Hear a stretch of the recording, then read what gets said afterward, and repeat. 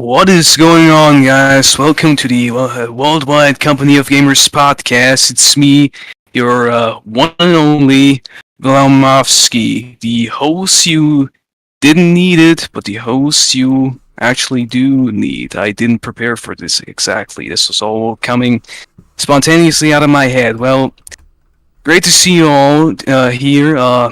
Today, we talk about the DNF 2001 restoration project and have an interview with the team, which is why I'm hosting today, because I'm the only guy who knows what's up regarding that. And basically, to roll the intros now, we have Woolly Gamer, who is, you might know him. He has a little podcast on YouTube, and today he's joining us for today's show. Woolly, how are you doing, my man? I'm good, brother. Wilhelm, excellent intro for your first time as host, brother. I'm stoked. Yeah, that was awesome. I'm good, man. I'm just proud and chuffed to be here. Absolute honor to have these esteemed guests join us for what's going to be an epic discussion. I'm hyped. Really hyped. But yeah, I'm just gonna take a back seat tonight and just work everything behind the scenes.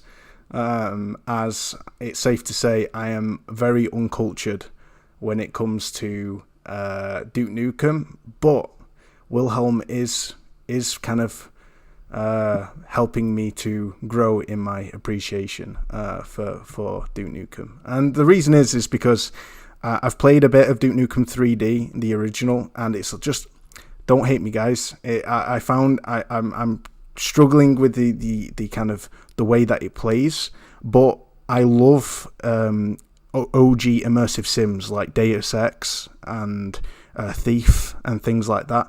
And 2001 Duke Nukem edition, it's looking right down my alley. So everything that I've been seeing is so exciting. I'm really humbled and grateful that the development team behind this amazing project is here tonight, and I'm looking forward to it. So thanks for having me.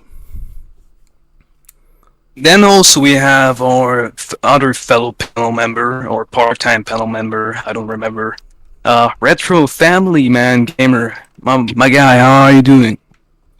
What's up, Will? I'm very well. How are you today? I'm doing fantastic, obviously. We have three fantastic people as guests here.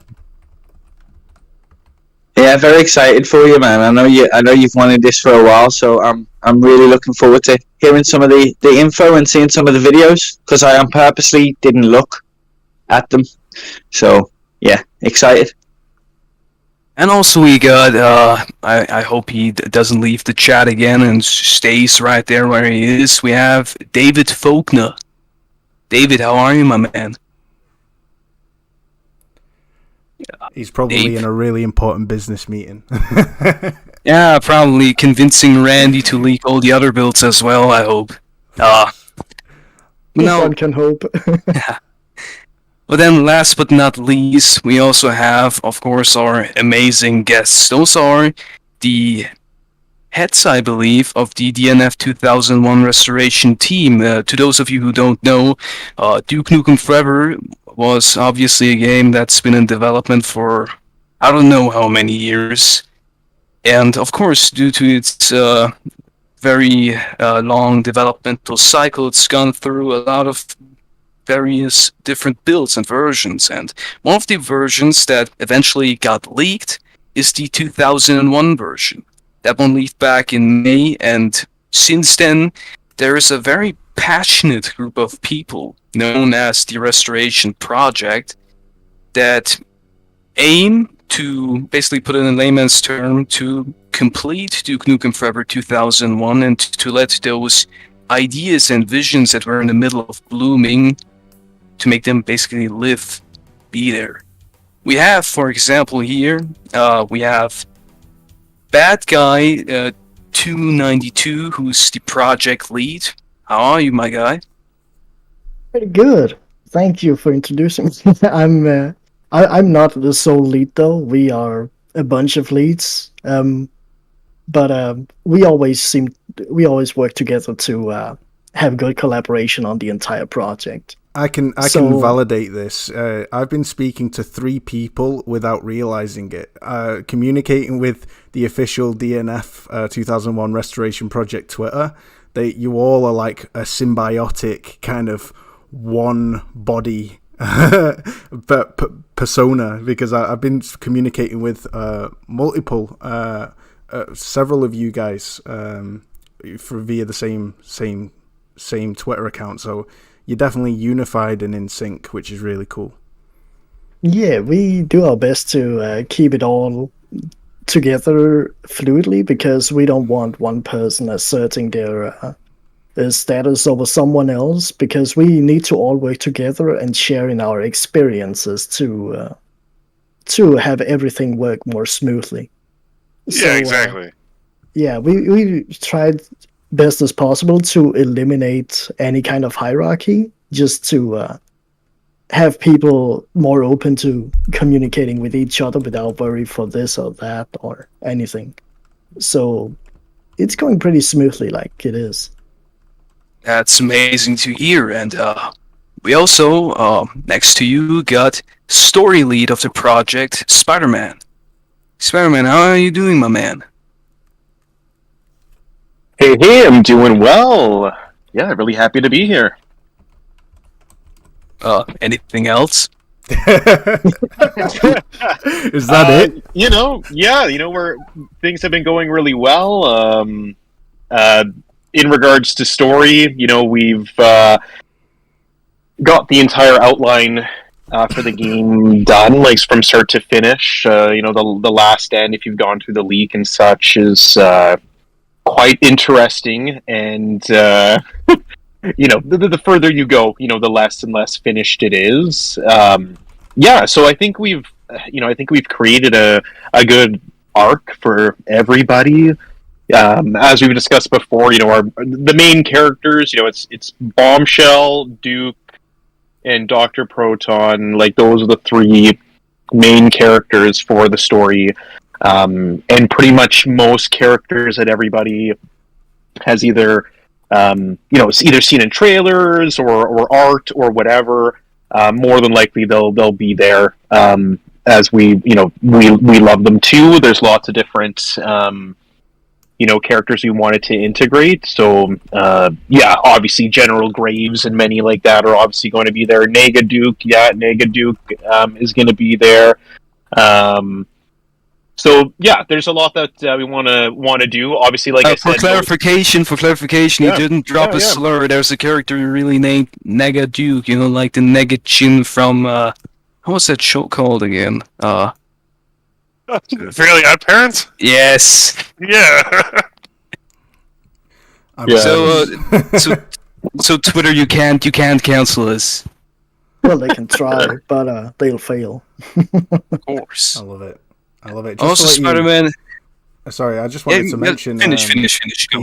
Cheers, Will. The team here, the DNF, Duke Nukem Forever, or did not finish, Restoration Project team. I'm so excited. They've provided 4 extensive videos, exclusive gameplay, revealed, debuting today on this show to show what they are doing, and this is the first video that they've shared that I'm just showcasing here on a little loop. We'll show more as the conversation progresses, but guys, you're in for a treat. I was really blown away with what's happening, and from voice audio to new assets, and I'm just so excited to talk into this. But yeah, here's some never-before-seen gameplay, thanks to comparing the original leak with the current progress of the Restoration Project. So that's really cool. Really cool. Also, Spider-Man, I get what you mean with the exploration of Duke Nukem Forever, because the devs of Duke Nukem Forever are very complex, very difficult, and kinda dark, like Randy Pitchford's USB drive at the White Castle. I fucking love that I can tell all these inside jokes to these people and only they understand it, but I don't care. that is Duke Nukem culture for you. That is Duke Nukem culture, and you better adapt to the game. Yeah. Yeah, we Well- talked about that as well. That Duke Nukem is this perfect time capsule that almost makes you nostalgic for a time you barely lived in. Oh, I felt that. Yeah. That. Yeah, But- yeah.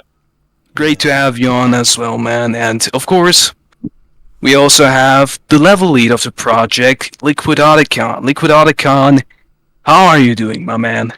Howdy. I can't really complain. How are you doing, man?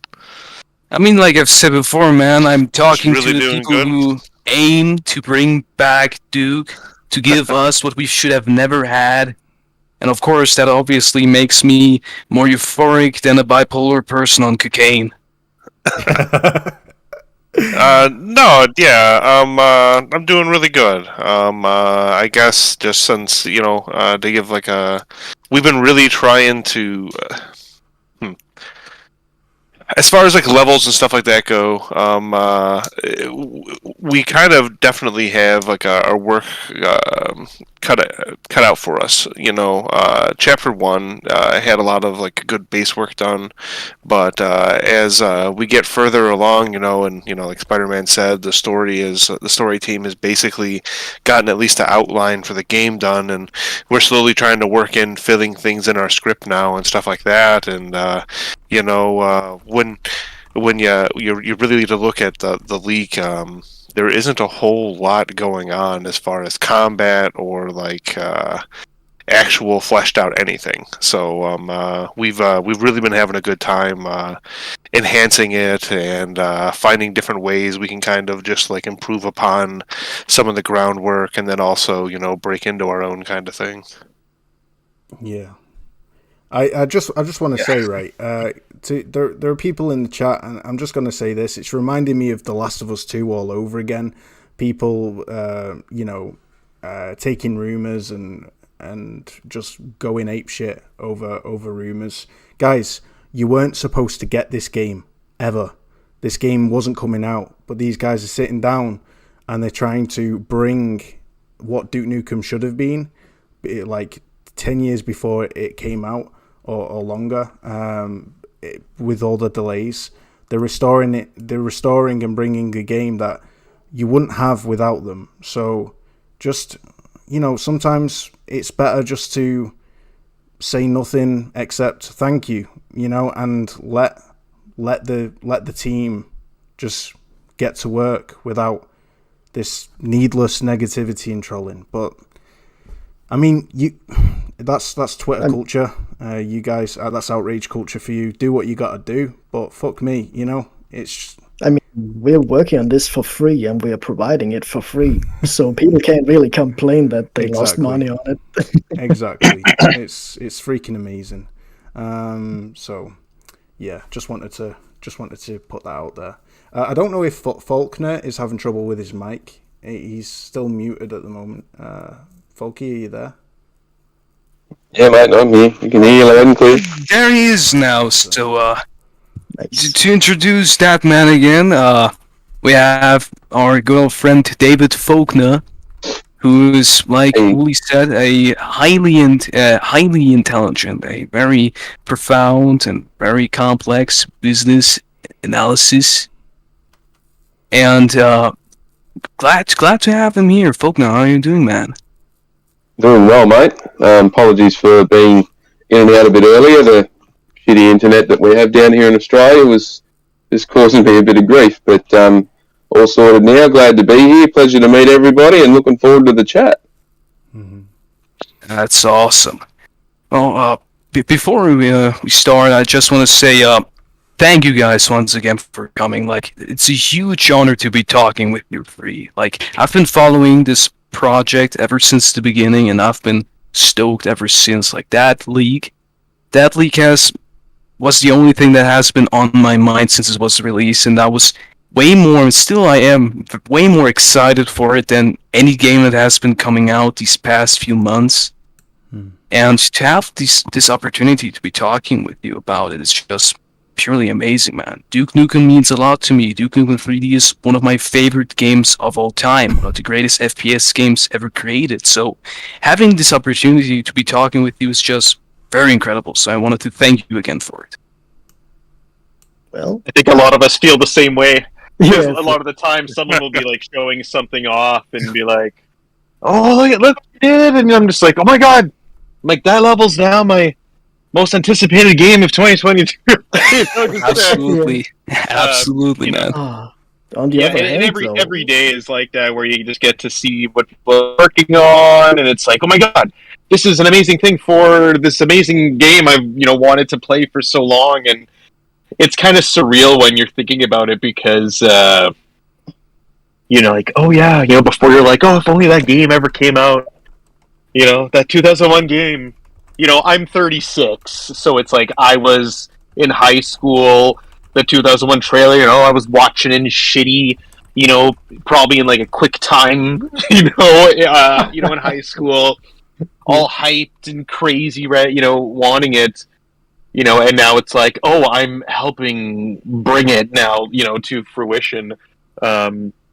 So it's awesome. Yeah, and most of us are all like that. Who are on the team, who are the same, have the same sentiment, feel the same way, see the work we're doing, all different work, whether it's modeling or working on script or working on levels, etc. It's always exciting to see what everyone's doing and then how it all comes together, and doing these little comparison videos. Which is kind of what we wanted to do next to release these and stuff, was kind of it was interesting to do them and see how much stuff has actually has actually changed, because then you end up using like the new build that you're working on, and then it just becomes like normal, right? You're like, oh yeah, da, da, da. And then you go back and you're like, oh my god, I didn't realize, how much we've actually done and has changed, even the smallest things. But yeah, and like I said, it's a lot of amazing people on a lot of teams with amazing Absolutely, yeah. talent.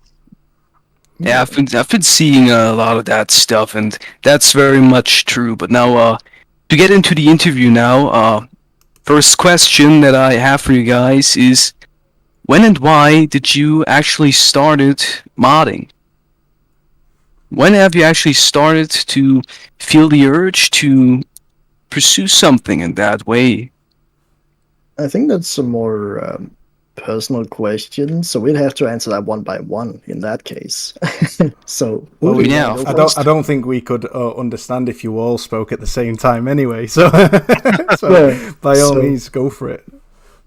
Well, personally, I started doing level design in the Hammer editor for the Source engine back in 2010. So I have basically 12 years of experience in level design today. And then 2 years later, I started working with coding in Red Alert 2, though it's very proprietary. It's not something I really extend, and I don't really like coding. And then in 2014, I started switching from Source over to Unreal Engine, working on maps for Killing Floor 1.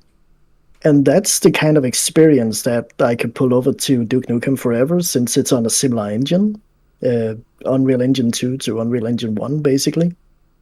So that helped me a lot in that case. And that's also when I started doing my own textures and 3D models and such.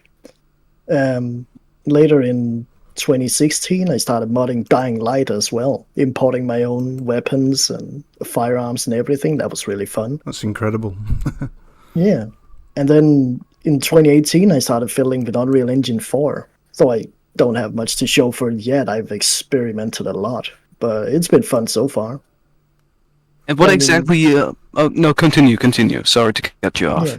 And in 2020, I started going back to Red Alert 2 to learn voxel modeling as well. So I basically had a new project every 2 years since 2010. And, well, this year turned out to be Duke Nukem Forever. So, yeah. That before I hear the other guy's answer to that question, I just wanted to just throw in there. Do you guys define modding as different to developing? Like, for me, from the outside looking in, for a layman, I see you guys as developers in everything but name, because you seem to have the skill set and talent to build a game, which you are in essence doing.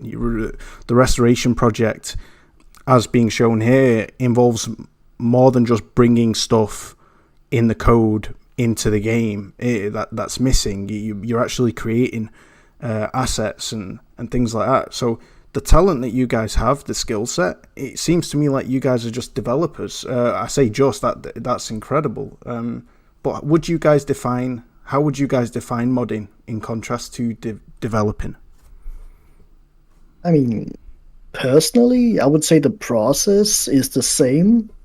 The major difference is that modding starts from pre-existing elements like the league we have, or if you are modding like Skyrim, you have a nice base that you can build from, but you don't have the ability to earn money on that due to the end-user license agreements and other shit.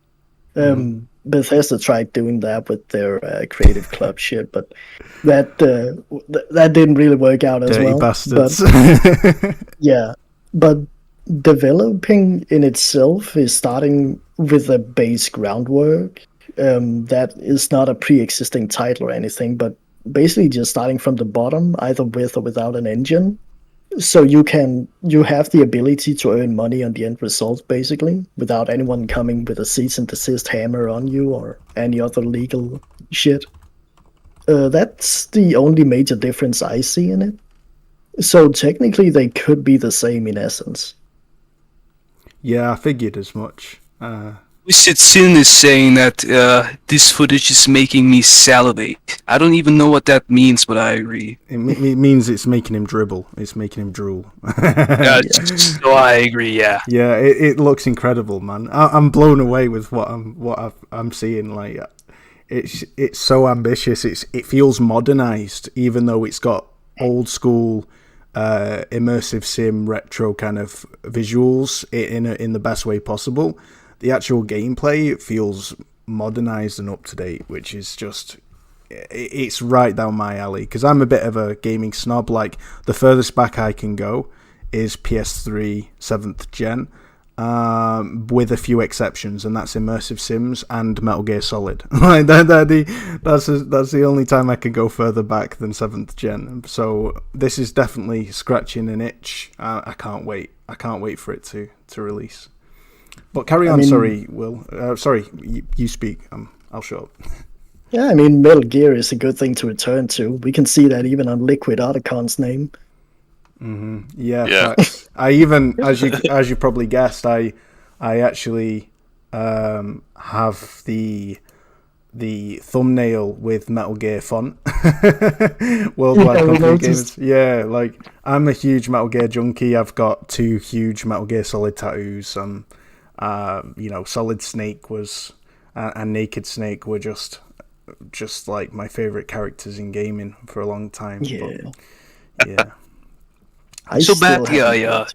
You wanna add anything else to your answer, or is that basically all you want to say? When and why I started modding, I think that's pretty much answered. I did fit a little with RPG Maker and the Yo-Yo Games Game Maker, but I don't really have any dates on that. That's so long ago I don't remember it. So I guess LiquidOtacon, your turn. I'm the host, and I demand whose turn is next and who's not. Freaking hell, Will has grown some balls of steel. Flipping heck. But I approve of LiquidOtacon's contribution to the conversation. So, LiquidOtacon, when and why did you start modding? It's funny Bad Guy brings that up. I think probably like the earliest work in like messing around with games and stuff like that was like RPG Maker 2000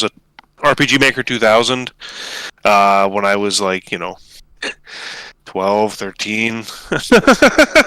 And then I played a little bit with Game Maker Studio, and I played a little bit with I don't know, and then I kind of like fell into computers, And then I was always like interested at that point, obviously too. But that's what I ended up taking it for my career. And then a couple buddies and I messed around in Unity, and I learned like going from like literally making your own code for movement and physics and stuff like that. And then I played a little bit in Unreal, and then honestly, like the leak came out, and the editor was there, and I was like, this is something I've got to do. So I just, before I even joined the restoration project, I just started working in the editor and trying to fix stuff, and like I figured out why some of the save paths didn't work, and I don't know, I just started tearing it apart myself, and then joined the restoration team, and yeah, now we've just been working nonstop for the past 2 months. Like personally, like it's like a second job. You know what I mean? Like this is super important to me now, and game design and game development always has been kind of important. I guess even before and aside from just video games, even in junior high school, my buddy and I were trying to make, we were just some poor kids from the US, trying to find a way to play Warhammer without having all the figurines and having to learn all the complicated rules. So we were trying to make our own tabletop game where it was all just based off of percentages and chits instead of actual figures and stuff. And I've been playing D&D for the last like 20-25 years, and even in that, like I've been our DM the entire time. So like world building and design from that angle has always been like something in my peer view, and wanting to be creative has always been something in my view. And so just like Duke Nukem, being creative, game design, like world building, this checked all the boxes that I've been, looking for. And so, yeah. That's just beautiful. And Chad, I don't know how to spell that guy's name, Myas or whatever the fuck you spell his name. If the stream is boring, then get the fuck out of here. It's Myas. Myas. Get the fuck out of the stream if you think it's boring. Give statements about their bad management. It's like, who the fuck are you? Listen, who the fuck? Just because you got a cock the size of a bee and balls shaped of razors, you come here and deflect all your, let all your frustration and anger out on these poor people who just are there to give us something that we should have never actually had. Preach, Will. I think the Duke Nukem energy is vibing with the panel tonight. Like, no holds barred. It's Duke thinks you're a bitch, my ass. Duke would think you're a bitch. Anyway, let's carry on. Spider-Man. How was your story on that department? I started doing a lot of modding for like Half-Life, Team Fortress Classic, making maps. That was, oh my god. So that would have been, I remember when Half-Life came out, I was in grade 8. I remember asking for Half-Life as my like graduation gift, in grade 8 going into high school, which I got. I still have it. It's on my shelf. And, Nice. Those beautiful big boxes. Hell yeah. Yeah, so I started dabbling in that. I really love Team Fortress Classic. I used to make various hunted maps. Like, I fucking loved hunted. I loved playing that map, and whatever role. I loved being heavy, or the president or whatever the hell duty is. Yeah, always a great time, and it was. Something I did, basically into high school a bit, and then once I reached university, and then I didn't do too much, and basically doing, it was basically this, this leak that kind of invigorated me to get back into it. LiquidOtacon, well, all of us, so like LiquidOtacon and Bad Guy, we work all very, very closely with, because of level design and story, level flow, getting all that right, has been going really, really well. Yeah, we had one of our weekly meetings earlier today. So like just a couple hours before this, we had our weekly meeting. We do it every Saturday, and it went really really well with our teams, and things are going smooth and just amazing work. Like the work on Stratosphere is fantastic. I'm really excited to kind of push the limits of what we can do here, and even more. And always make sure check the updates and stuff, because there's lots of really amazing stuff. But yeah, no, that's mainly where I started out.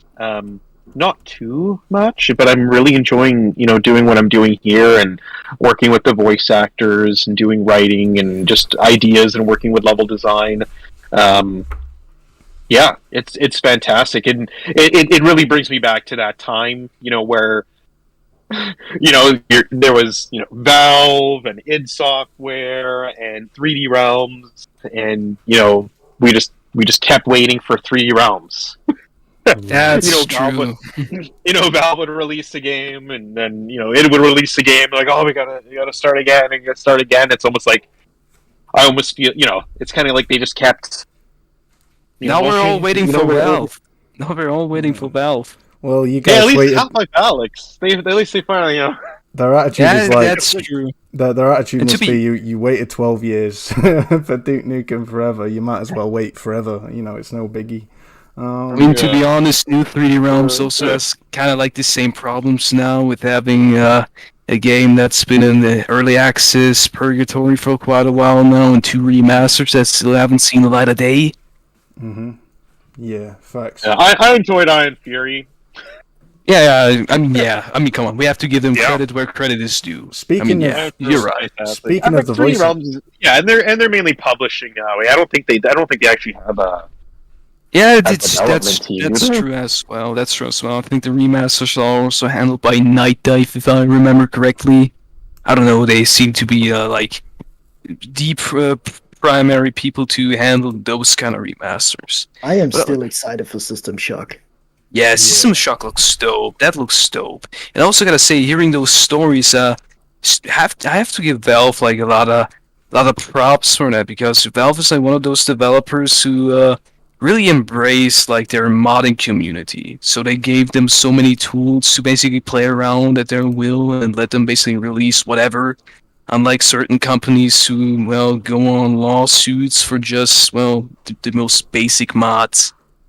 I mean, you can see how it worked with Back for Blood compared to Left 4 Dead 2. Absolutely, yeah, you're right. Yeah. By the way, you mentioned the audio, the voice actors. I did find a clip. I'm just going to play it now. I actually wanted to hold back on that till a little later. Since in interviews context, it's still like at the very beginning. Okay, all right, boss. No worries. I'll shut the fuck up. You're under my leadership now. One wrong word and you can't fly out of the show. Copy that.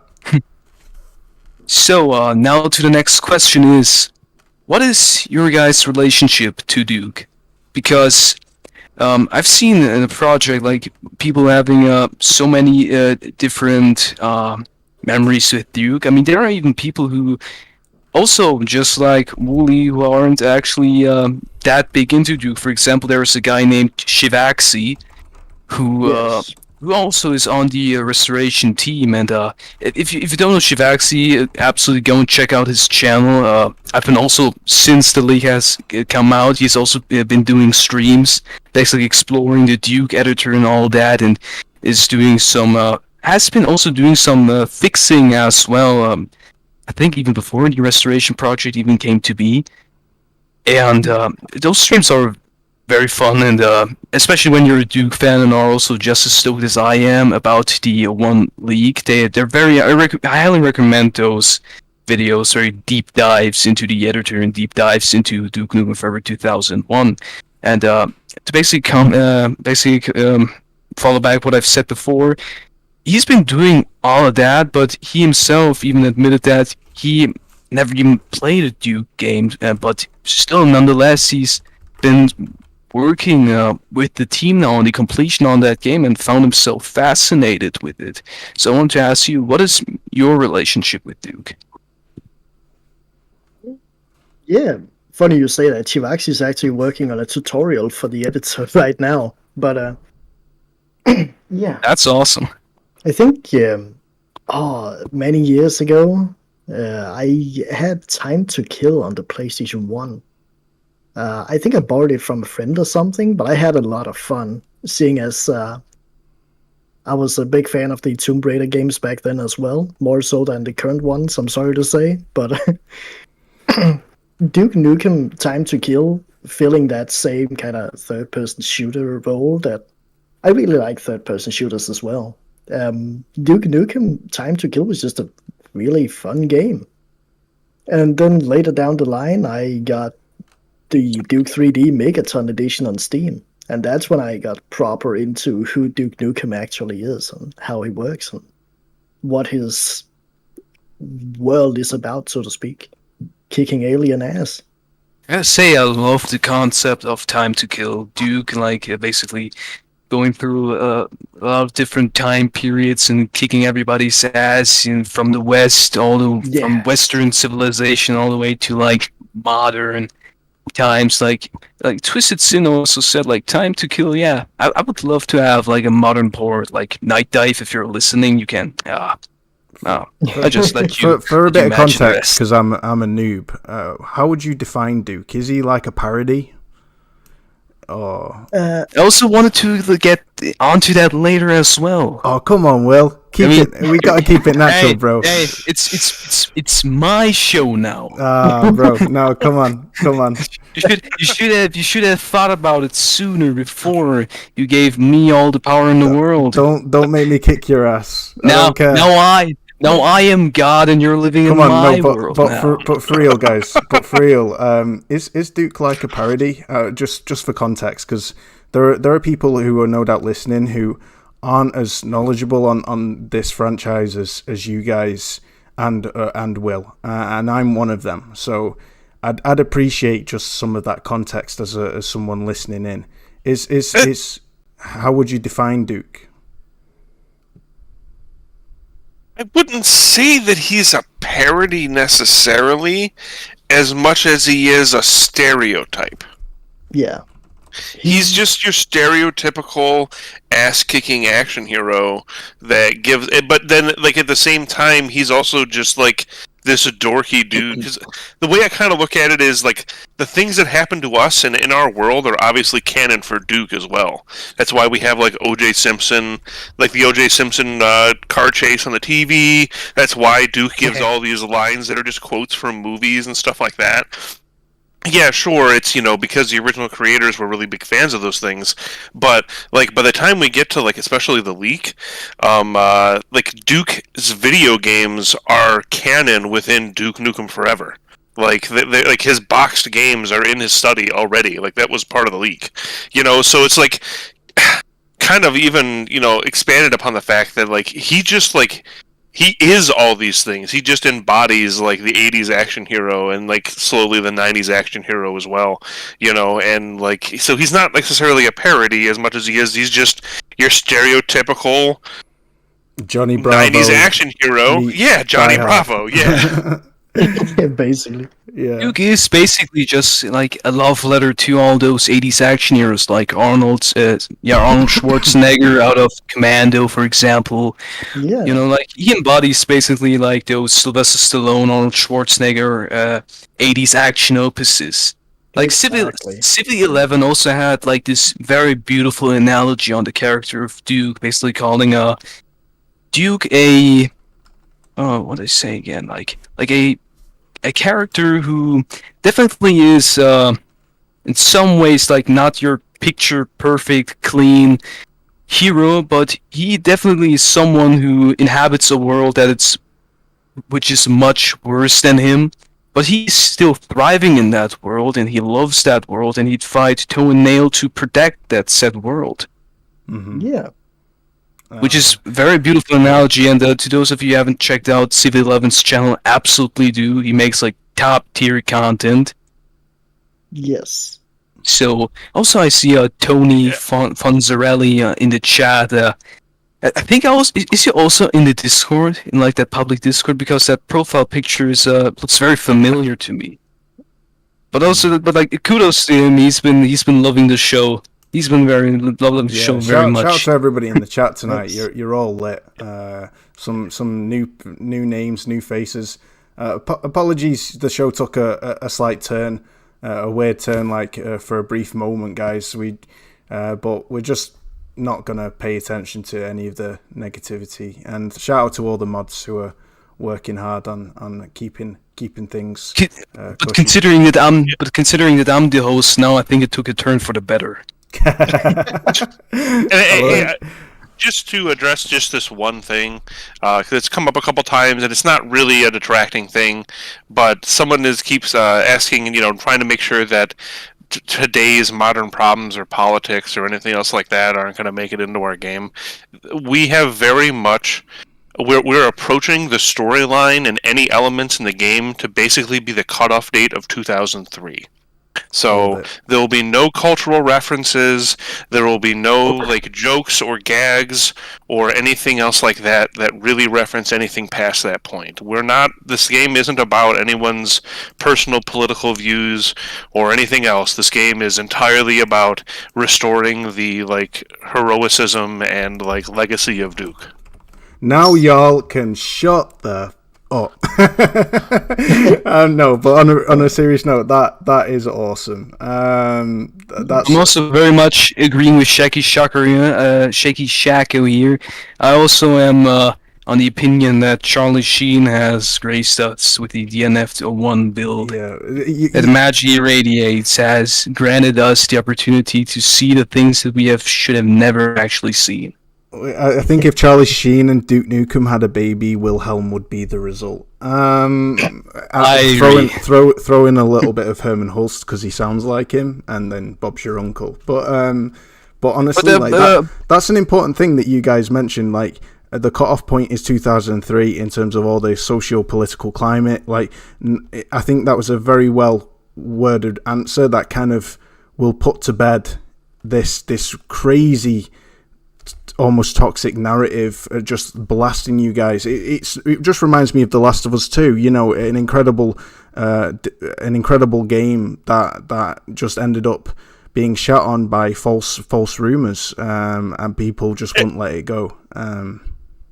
Yeah, and I mean, the fact of the matter is that I think it would make me a dirtbag if I was going to prevent someone from working on the project because of their anything.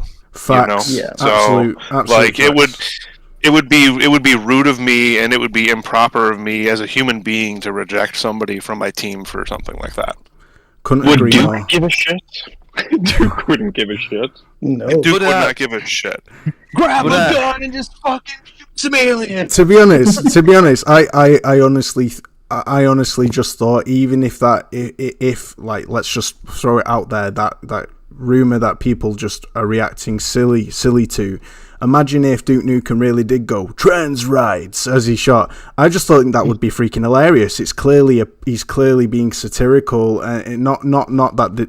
Obviously, we advocate trans rights and whatever, but that's besides the point. That's got nothing to do with the game, and I think people are just too bent on it, trying to spin a specific narrative. Yeah, spin a specific narrative just to dog on something that they clearly actually want. They're not listening to this show because they're not interested in Duke Nukem. So why the hell are you complaining? You guys are working hard to provide this for us. So anyway, but I think we've been blue balling bad guy a little too much here. So feel free to continue, man.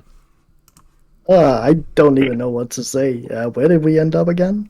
Time to kill. To kill. Yeah, I think. That's the game I started with. Basically, that was my introduction to Duke, and he had some fun one-liners, and he really embodied that 80s action hero at the time, 90s even as well a bit, and that's what kind of gave me that's the charm that kind of rubbed off on me, and that's why later I got the Megaton edition on Steam of Duke 3D, and that was my first introduction to that, the mainline game, so to speak. And I still had a lot of fun hurts with that Megaton edition got delisted. Yeah, but I got it before that happened. Unfortunately for me, I didn't have a PC at the time and I was too young. Yeah, that's fair. But yeah, I that's basically where I am today.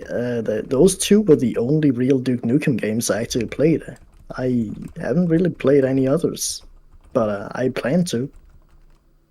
I mean, Duke Nukem 3D, I mean, if you experienced that, then I think you're already qualified here, more so than Wooly. Definitely. Don't shame me too It's much. like We still have it's a great game. we still have Faulkner and Retro on the panel as well. Yeah. In Faulkner and Retro, if you have any questions of your own, feel free to ask them. Are we gonna get?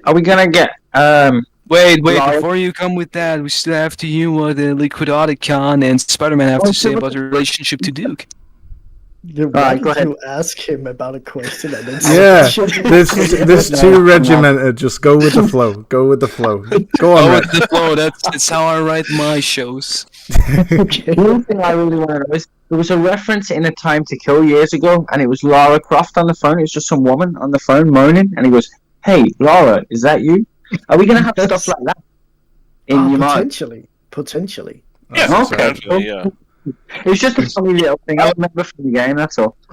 One thing I'll say just to hint at that is, the Stratosphere, right, has a big mall, and if you play the leak, it's a lot of nothing in there. There's a couple funny things, Okay. but yeah. So, a lot of stores you find in the mall. Awesome. Like video game Okay. stores. I love it. And That's we all. are also always thinking of like little things like that to fit in, because that's definitely part of Duke, is like little references, pop culture references, and other references to other things. And Yeah, it's kind of cheeky, satirical kind of. That's one doomed space soldier. Yeah. Yeah. Wilhelm. But, yeah. I was going to say you can continue now with your question. You mean with my brilliant and amazing show that I've set up right there? Mm-hmm. Of course, well, do you want to add anything about Guy, or is that also it? Nah, I'm basically just waiting for LiquidOtacon to pick up where I left off.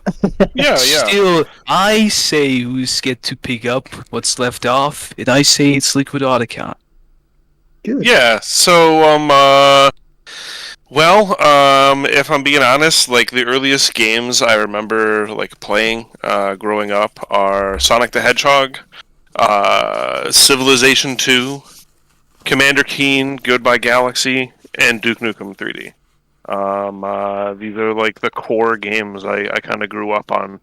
My dad was kind of into computers, and so he had picked up, like, we had a big box copy of Duke 3D and stuff like that. Like, I still have a box copy of Duke 3D with the mouse pad and everything else. Like, so I've been playing this game since, like, it was a shareware demo. Like, I remember getting the PC Gamer with the Duke 3D demo in it. Like, you know what I mean? Like, I've been playing this for a real long while, and like I've always really enjoyed the classic first-person shooters, and so like I had a buddy that I grew up with throughout junior high school, and like every year we would switch between playing through Doom, playing through Doom 2, playing through Duke 3D, playing the expansions of Duke 3D and stuff like that, just like trading back and forth. And we still did that into our adulthood when we lived together, like, just like a couple years ago. You know what I mean? So, like, Duke is something that's always, like, been around for me. And,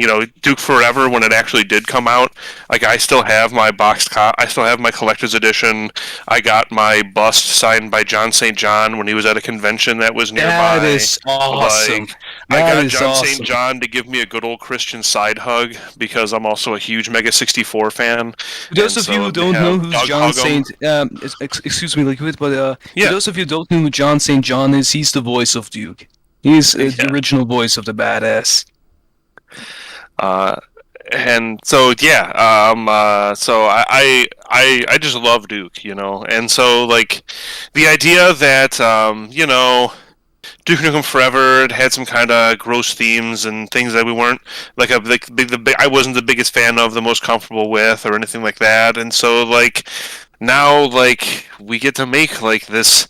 We get to, like I said, I'm really inspired and uplifted by the idea that I could help have a hand in restoring, like, reminding people that Duke isn't some, like, disgusting misogynist. He's, like, a badass who, like, just loves, I mean, to be women fair, and the killing only aliens, you know what I Anything. mean? Like, to be fair, the only news outlets who say that Duke's a misogynist are already like those Crockett Crabs of Well, Kaku or something. No, I think the point is, as you asked earlier, whether we think Duke Nukem was a parody. I think the latest game we got, Duke Nukem Forever from 2011, made Yeah. him more of a joke than anything else. And I think Yeah. that's where all the bad press came from. That's a great point. exactly. Because he wasn't like that in any of the older games. It just went to Amy Schumer territory, like all so, it's true though. It was all about pissing and shitting in the urinals, and I don't know what else. Like it was just there was a lot of. I think they lost. I just want to remind people of that famous quote. Looks like you're booked. Yeah, Yeah. exactly. It basically sums it up. Yeah. But yeah, to get back on topic, I've just, like I said, I've just always loved Duke. I have as many of the physical games as I can. Like, I have all the PlayStation 1 games, I have the PC games. I do need to get a copy of 1 and 2, although I've been looking around online and it is kind of hard to find boxed copies of those still, but I'll come up with one. Because I've played those too. I love side-scrolling games, like I love the Metroid series and like Castlevania and stuff like that, so like I definitely have a love, and Commander Keen, like I already mentioned, so I definitely have a love for like the 2D Duke, and I played through Manhattan Project and own that one too, so like, yeah, what's my relationship with Duke? I feel like I've grown up with the guy, basically. I love that. That's awesome. That's amazing. He's a friend that I've always known. He's like that He's an cool older uncle. brother I've always known. Dude, I wish someone would make a box copy of Duke Nukem Forever 2001 someday. I would love that. We have talked about making a papercraft. Oh please, I'll pay anything you want. All the money in the world can be yours. Oh no! Just like everything else, it would just be given to the community. That's how all of this should be. All of this is just a gift for the community. Such Our work is a chats. gift for the community. I love it. The project itself. I love it. See, people, those are saints, and then shit-ass like my ass come and like cry about their small penis. Come on, Will. Let's focus. Rein it in, brother. I know you're excited. Of course. I know you're excited. We have to reel it in. We have to keep it grounded. So, Spider-Man, tell us, how is your relationship with Duke like? I think it's kind of, very similar where, like I already said earlier, I'm, 36, I'm a bit older, and, I grew up playing Doom, once again, the trinity of, id Software games, Valve games, 3D Realms games. I literally have, I have a shelf in my, my office area here and stuff, that literally has, like, those four major things. Well, those three things. The fourth one being Spider-Man, of course. But I have, like, a shelf, like, with Half-Life. Another shelf with, like, Doom. I have, like, a signed copy of, like, Doom 2016 from, like, a bunch of people from, the people who developed 2016 version of Doom. Along with a Duke shelf and stuff. Like, it's just always been part of, of games that I've always loved, and it's just been, one franchise, like, in the end, like, same with, even Half-Life and Doom for a very long time, and id Software, like, they all kind of didn't have much going on, right? Like, Valve didn't release the game for how long? Until Half-Life Alyx, not counting, like, Artifact. Yeah, they still can't count to 3. Yeah. id Software had a couple, flops, like, wasn't, Rage was not fantastic. And then Doom 26, Doom rebooted, like it didn't, they had to scrap the whole project, and then, then Doom 2016 came out, and like that was like a reinvigoration. Like Half-Life Alyx was kind of a reinvigoration for Valve. Considering, because we got the Index, we got the Steam Deck, all within the last about 2 years. Like that's a lot from Valve, considering we don't normally get anything. id, Doom 2016, Doom Eternal, rumours are working on the next Quake, and now Duke. There's a film coming that's official and coming from the writers, like directors or whatever, like Cobra Kai and all that. So like that is coming. The leak happens. We're modding and trying to restore it to make a finished version of what this 2001 game could have been. So it's interesting to see just this resurgence of all three of these companies over the, at least for their output in the last few years, and at least for Duke, I would love to see something, even if it's just Duke. But anyways, I'm getting off track. Just because those are the three. Like that's the Trinity. Like the Trinity for me. Like those are my three favorite franchises growing up with. Playing. I love first-person shooters more than anything else, and I'll play like anything. But they're definitely my preferred choice, and the Doom, the Doom Slayer, Gordon Freeman and Duke Nukem are. Say like Liquid, the Holy Trinity. I grew up with them. I grew up with those three, right? Duke and Gordon, and and the Doomslayer, and and all those other games, that those companies made too, right? It's like obviously those are the ones that most, enjoy the most and attribute most to those, developers. But all those other games, that they made as well, really are what I grew up with. I would say that, and like Nintendo games. Because that was the thing. Like I was a PC player when I was young. Like not many people. Again, I'm kind of old. I'm 36. So growing up when I was younger, when these games were coming out, not many people had PCs, right? So like everyone had like a Nintendo console until like PlayStation came around. So like I eventually got a Nintendo console, but mostly was always on PC. And it was really around like Duke Nukem and Half-Life and in those years that I started tinkering with PC, getting into more of the tinkering thing. Like before that, I was scared to like install a demo. Right? It's like a PC, it's our own, getting one for the first time in your house. It's such a weird thing to think about because, most kids just, go in and say, a computer, I use it all the time, whatever. But it was a big deal to just have one and learn how to use it, and but yeah, like that around that time is when I really started tinkering with things. Like getting into modding for Half-Life and playing, Duke Nukem Doom and getting mods, WAD files and stuff for Doom and all that kind of stuff. And it's also just the culture of the time too. When you think of like WAD file, or like the plan file, from John Carmack, he would always update that and send that out, and it was very different type of atmosphere for development in games at the time too, which will never see again. Duke kind of missed out on it, which kind of sucks, right? Because by the time Duke Nukem Forever 2011 came out, most games, came out, transition to 3D or, into more scripted, whatever, more cinematic, following, whatever, type of model. But Spider-Man, not to be disrespectful, but I think we're getting a little out of hand here. No, not Duke means a lot to me. See how much he means to me?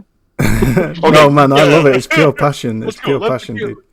But speaking on that, actually, just on that point that you mentioned, I've forgotten the creative lead's name. You'll have to forgive me, of the original Duke Nukem Forever. but he kept on George Broussard. George Broussard. That's it. That's it. George kept on seeing the various improvements in the industry, and he kept on going back to the development team and making them scrap everything they had done and try and implement this and that, forever kind of chasing trends from what I recall the development process being.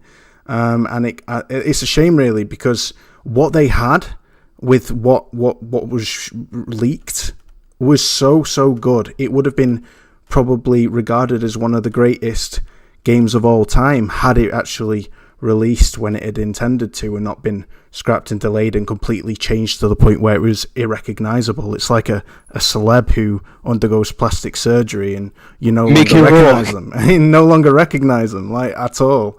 But I just have a question for you guys. What? Oh my God, Duke Nukem Forever 2011 is the Mickey Rourke of video games. I love it. Yeah, but just how extensive is this restoration project? What actual lengths are you going to with regards to this on a technical level? Yeah, we were kind of prepared for this one. Yeah, so that's like, it's kind of funny because there are all these interviews, and nobody likes Randy Pitchford, right? I know that's like everyone likes to dog on him and everything else like that, but there's something he kept saying in all these interviews, and I think back to this because I watched like a series of them that came up in my recommended on YouTube. And he kept saying that, everyone thinks that there's this like really complete game here, but I think people are going to be disappointed when they finally get it. And I mean, I think maybe disappointed wasn't the right way to put it. But he was right to a degree in the statement that this is by no means a full game. There are a lot of, there's some groundwork. And there's a lot of groundwork, to be fair. Like, a lot of roughing out of levels and stuff sorted. You can tell through, the map files in the original leak that there's a lot of, different test maps where they were trying different things and everything else. But, realistically, I mean, now maybe it's a little different because they get to work on this full-time, all day, every day. They get paid for it. It's their living, that kind of thing. But I don't know that we would have seen Duke Nukem in 2001. Like, the October 26 build, it would have taken a lot to finish this game by December 2001. Yeah. So, on that aspect, there is a lot here. And don't get me wrong, like I said, there's a lot we get to build off of, but I think, and I didn't even really, because I've been kind of asking myself that question a little bit too, but I think especially when I started making the comparison videos, there is so much we have done just in little bits here and there, and throughout the different first couple levels in the chapter.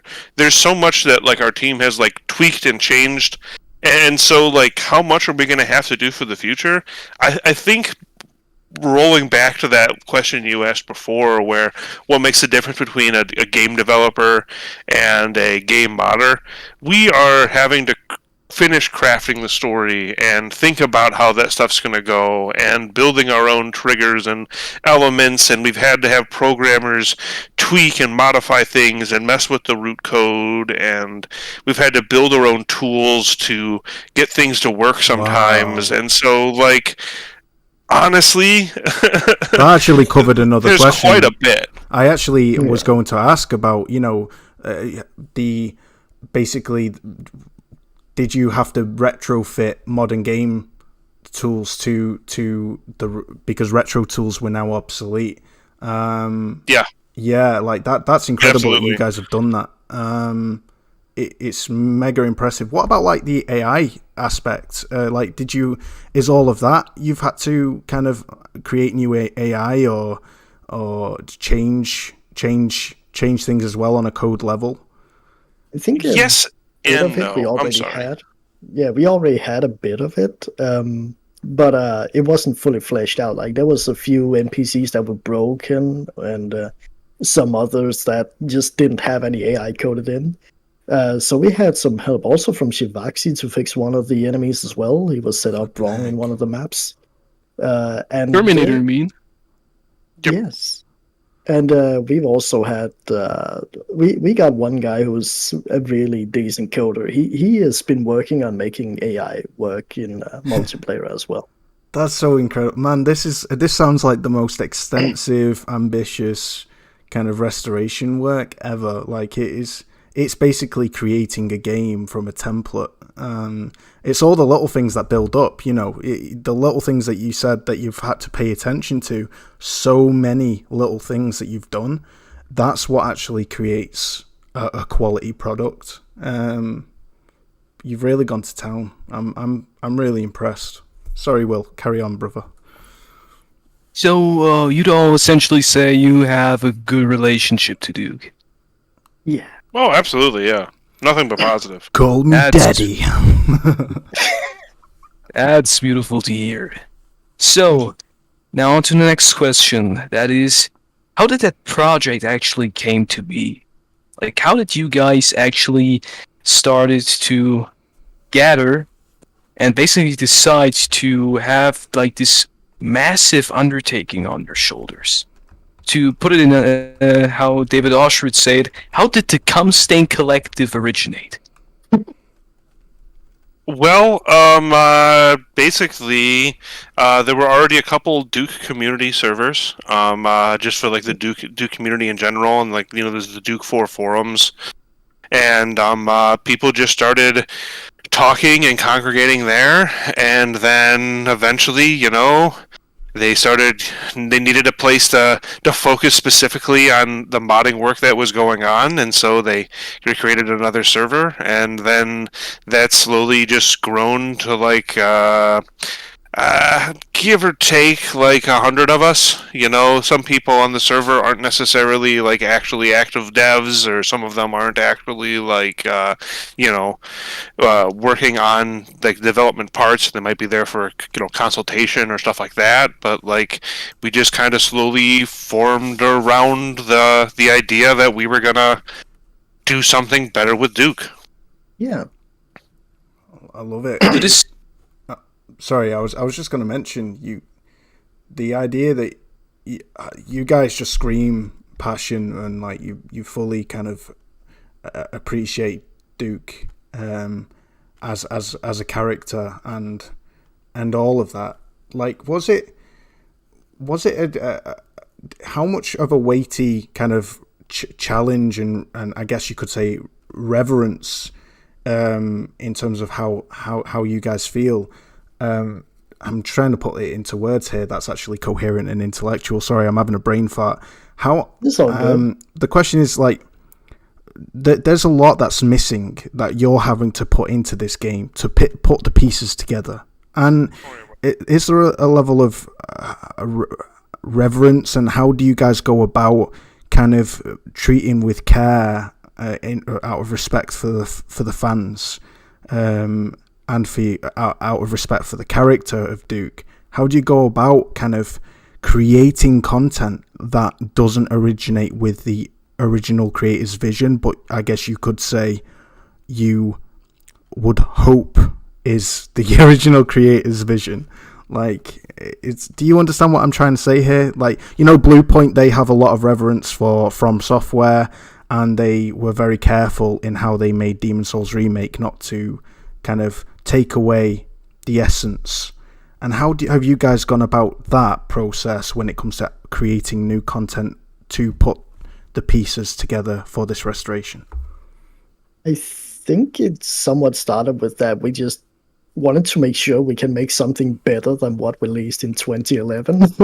and then it slowly built up to like, we can actually make a decent fucking Duke Nukem game out of this.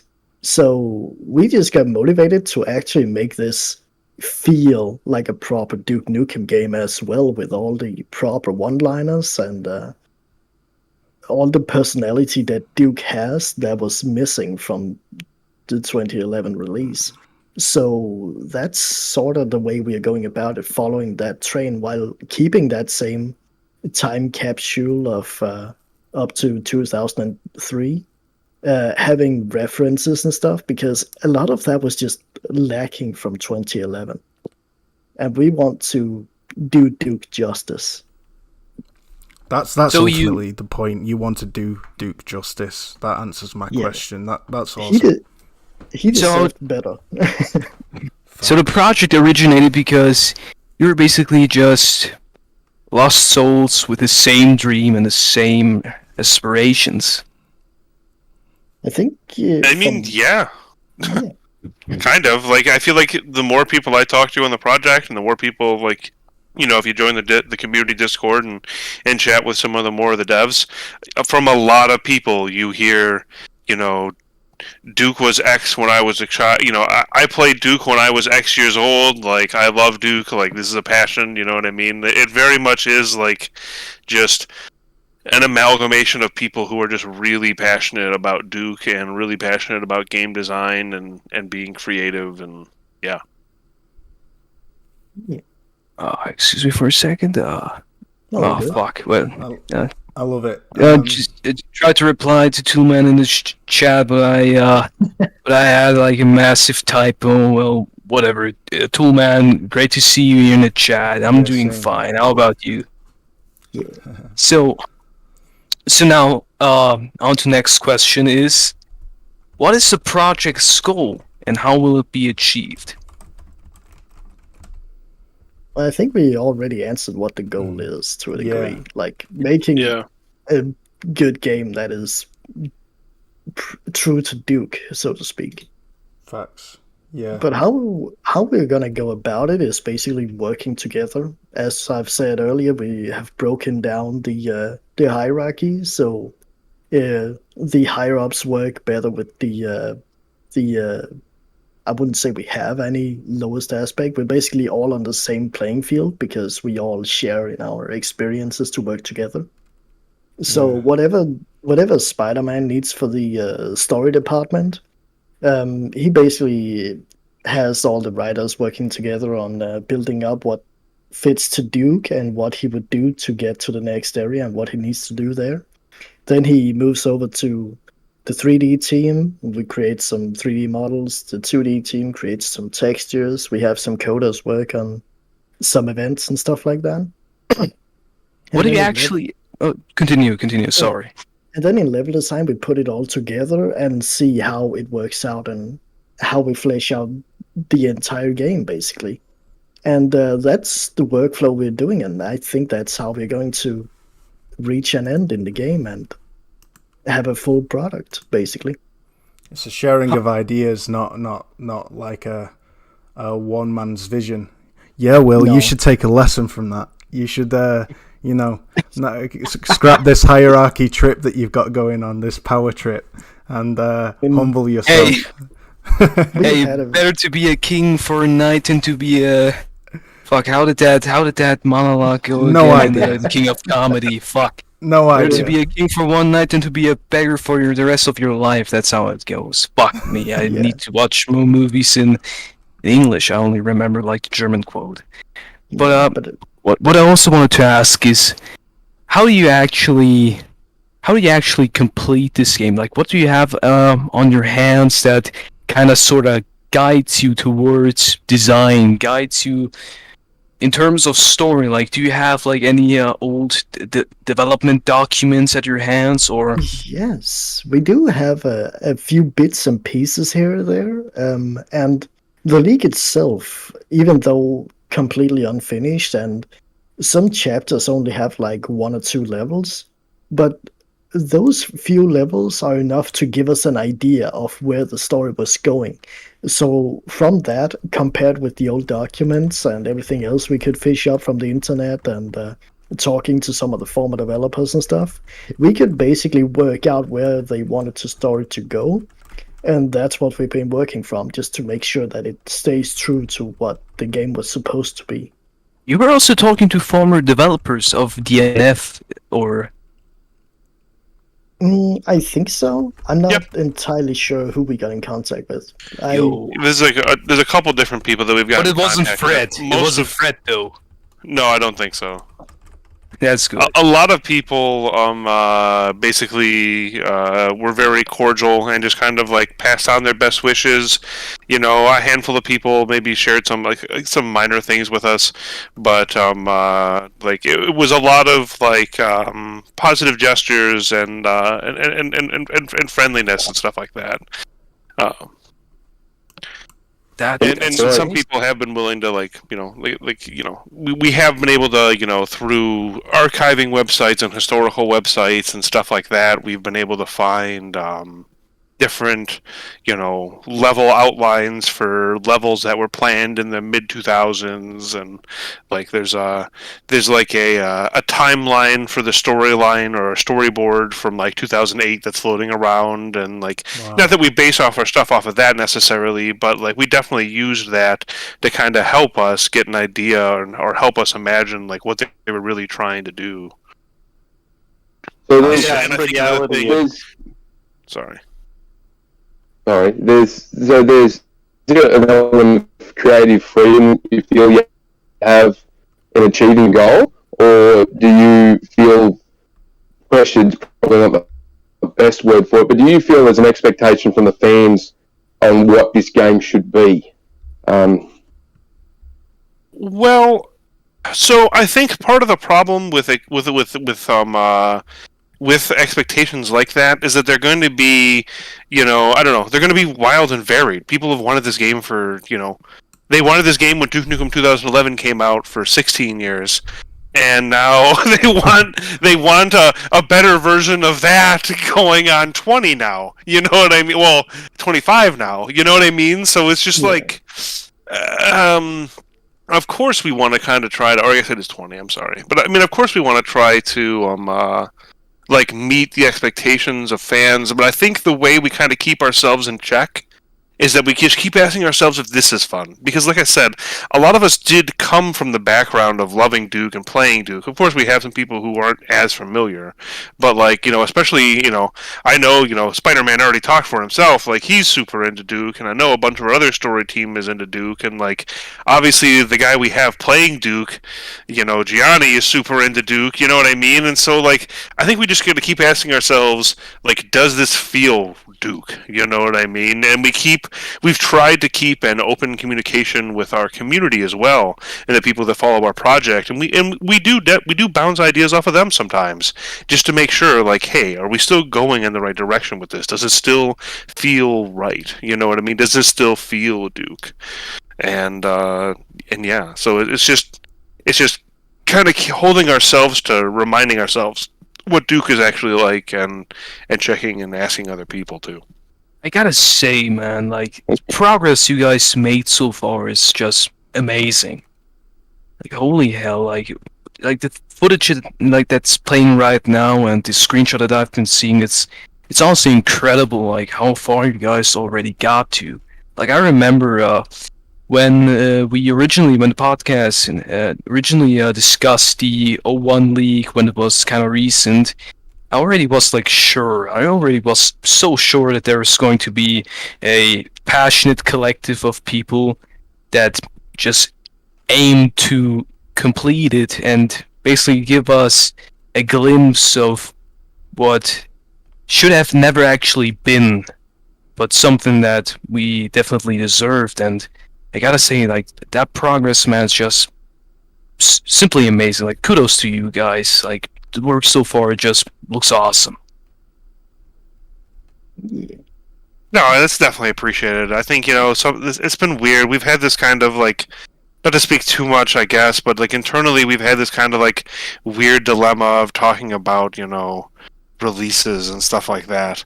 And, like, I don't know. I think sometimes, as working with on level design primarily, and working, putting a lot of work into maps, and working with my team to make sure that stuff gets really like finalized. I don't know. There definitely is the worry of like, well, is what we're doing enough and stuff. And so to hear the positive feedback is definitely appreciated. I mean, we're all hoping we're working towards something awesome here, and the positivity definitely helps. The thing that also impresses me is that I, at first, when I looked at the league myself, I And when I then heard of Restoration Team, is that I wasn't sure if Bombshell was planned to be there. Well, what you could see in that level where you met like the prospector guys, you could see like at the top left corner, like Duke saying, "If I was a hot chick like Bombshell, where would I go?" So Bombshell was supposed to be a part of that game for like a long time until they scrapped her. And I wasn't really sure if we even going to see Bombshell because I didn't see her model anywhere, so I really wasn't sure if she's going to be there. Also, like the only model that we've seen officially was the model in the Ep.32 build from '98. But then someone on the Discord then told me that they've not only like have concepts for a model or have a model already done, but they've also found a voice actress to reprise her. Was just definitive proof for me that like you guys are the right people for the job. Well, thank you. Yeah, We like do I our was best. going to say, the way you guys talk, you talk like absolute, like Will should be on the development team. You guys sound complete, like Duke Nukem aficionados, Duke Nukem fans, and that's why I hope that's truly kind of just. Well, clearly it has. It shut up a lot of the trolls originally here, because I think even they've just realised this is a game being made by fans. You're not going to sabotage a game that you love, that you're working hard on making. Why would you do that? It just makes no sense. You guys want this to be, in every sense of the word, the game that you always wanted 2001 Duke Nukem Forever to be, so Yeah, I mean, we've done our best, and it's actually interesting about Bombshell. We had to get her in the game because, well, she is a part of the Duke Nukem universe, and she was planned to be there already, as you saw from the Take-Two stuff. The leak did not have her model, but all the story beats were there as if she was intended to be in the game. And that's what we're working on, and working from that to expand upon her integration. Very So, astute, yeah. very astute and discerning of you guys. What is We her do our role? best. What is her role actually going to be like in the game? I mean, Spider-Man. You want to go ahead and speak on that since it's story? Yeah. Yeah, it's difficult. It's difficult to say without spoiling anything. Yeah, of that's course. A lot of the story beats that you see in the leak are gonna be there. Bombshell is a big part of the game. I think it's going to be a fantastic thing. Like, she is tied to Proton's return as well, and how that all ties together.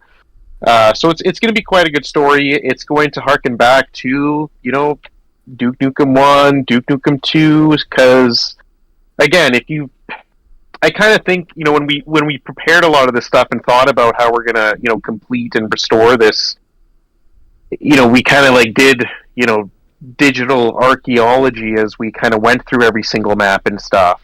So if you go through some of the test maps, you'll find some enemies from the first couple Duke Nukem games.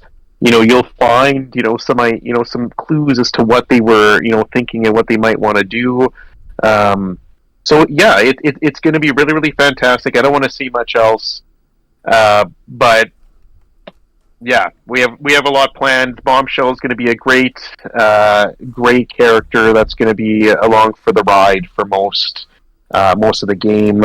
The voice actor is Ivy Wild. That's who we have, who's voicing her. We released some great art in the July update. Model for the restoration project is in progress right now, and we hope it. We can't wait to start showing some stuff off there. But yeah, no, I can't wait. Bombshell needs to be a big, huge part of it. She's never really been able to be part of a Duke game yet, right? So we're really, for the first time, putting her, in a Duke game. So we're excited to do that. By the way, Is she just going to be in the story, or is she also going to be inside gameplay? because in the 89 trailer from 98, you actually see her roaming around during gameplay as well, or is she just story stuff? No, it'll be a mix of both. And there's some neat things we've been playing with and stuff. So just to kind of give like a hint of that, so like non-infected EDF soldiers that will follow Duke. You'll encounter infected EDF. You'll battle it out with them. If there's, if you survive and there's some of the non-infected EDF remaining, they'll turn right over time. And some of these things are things we found already there that just we have to improve and fix. But it's those kind of dynamics that we'll be able to do, and obviously we would want Bombshell to be able to come with you as well. And this whole feeling of General Graves' line, you can't trust anyone, is something we really want to have. And yeah, we definitely want to have a lot of dynamics with characters like that. We don't want it to just be scripted. So you're ticking all the boxes here, my dude. You really are. It's crazy. Like, just looking at some of this gameplay, if I have Will's permission, I would be grateful, Will. just to touch on something, if that's all right. Of course, my child. Talk. Thank you. Cheers, Dad. So the I was noticing watching this gameplay here that's being played right now, you've fixed the flashing probe lighting so that it actually flashes the environment and it shows the enemies in it. It's really atmospheric, and you've just nailed it. But you've also added voices, and I love the way that you do the sergeant's voice. So here's the original. Yeah, that voice. I'm playing the original right now. Hold on. Why is it so quiet? I'm trying to figure that out. Let me turn the volume. My headset's on full. I don't know why it's so quiet, but Loading it to you right now. Let us know what you think. if you can hear it, basically, I don't know if you guys in the chat can hear it, but long story short, it's just like Google type voice right now. And it's a text-to-speech. There's a lot of that. Text-to-speech, yeah. And here is the Colonel after in the restoration project. I'm blind in the dark anymore. Our engineers have been working on a night vision upgrade for your shades. Here we go. It's being uploaded to you right now. Let us know what you think after you've had a chance to try it out. So Graves out. So there, you guys will hear it after. It's a little bit delayed for those on the Discord, but basically, like you've added, he sounds as he looks. You've not just thrown any random Joe into a mic room and asked him to sound like a sergeant. You've captured kind of the essence really kind of faithfully and authentically. It was tough. That one was a tough one. That was probably the toughest one to cast, just because of the distinct voice the original voice actor had, and he passed away. I can't remember his name off the top of my head, but the original voice actor passed away.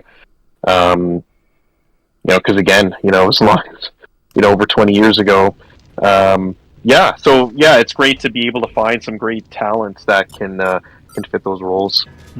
Yeah, his voice actually reminds me somewhat of the Colonel in Team America. I don't know if you've seen that, but the isn't that the one by one of the South Park creators? Yeah. It's made by America. Fuck yeah!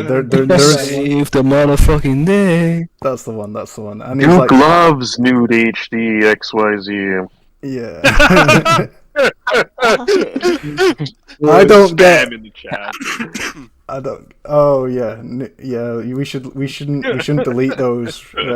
Duke would love them. No, we always get bots flipping spam in the chat. I don't know. It's not my search. It's not related to my search history, guys. I promise you. Duke. But yeah, it's awesome. I also like that you've added the peripherals of the night vision, because originally, as shown here in the original, there's no peripherals. but the peripherals add a level of intensity to the combat because your sight is somewhat limited more than without, and it kind of, I don't know, like there's a trade-off there. I just feel like a lot of the artistic choices you've made and the creative decisions you guys have made is so on point with what I'm guessing from a purely shallow gameplay experience enhances it, and I'm guessing even more so kind of enhances the authenticity and like it feels like a real sequel to Duke Nukem fans, you know. Yeah, absolutely. I think all of us do our best to really make this project roll out ahead and just get some really good shit done. Mm-hmm. So what always motivates me is how you felt watching that 2001 trailer. Is how we want you to feel. Playing this. That's how we want Duke to be. That's where we're taking the most inspiration in the end, is just that feeling you got watching that trailer. Yeah. Yeah, I'm gonna play that trailer now. Actually, whilst you guys are talking. I love the people who remade it.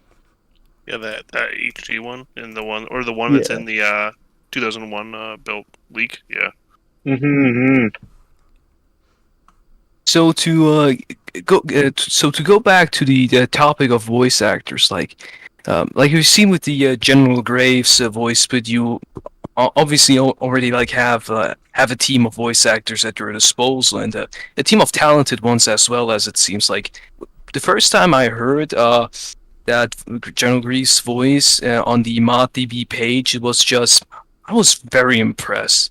Because it didn't came across like it was voice work from a fan project. It actually kind of sounded like it was from a professional game studio. Like you've somehow found the voice files from that game somewhere in the game's files and just implemented them.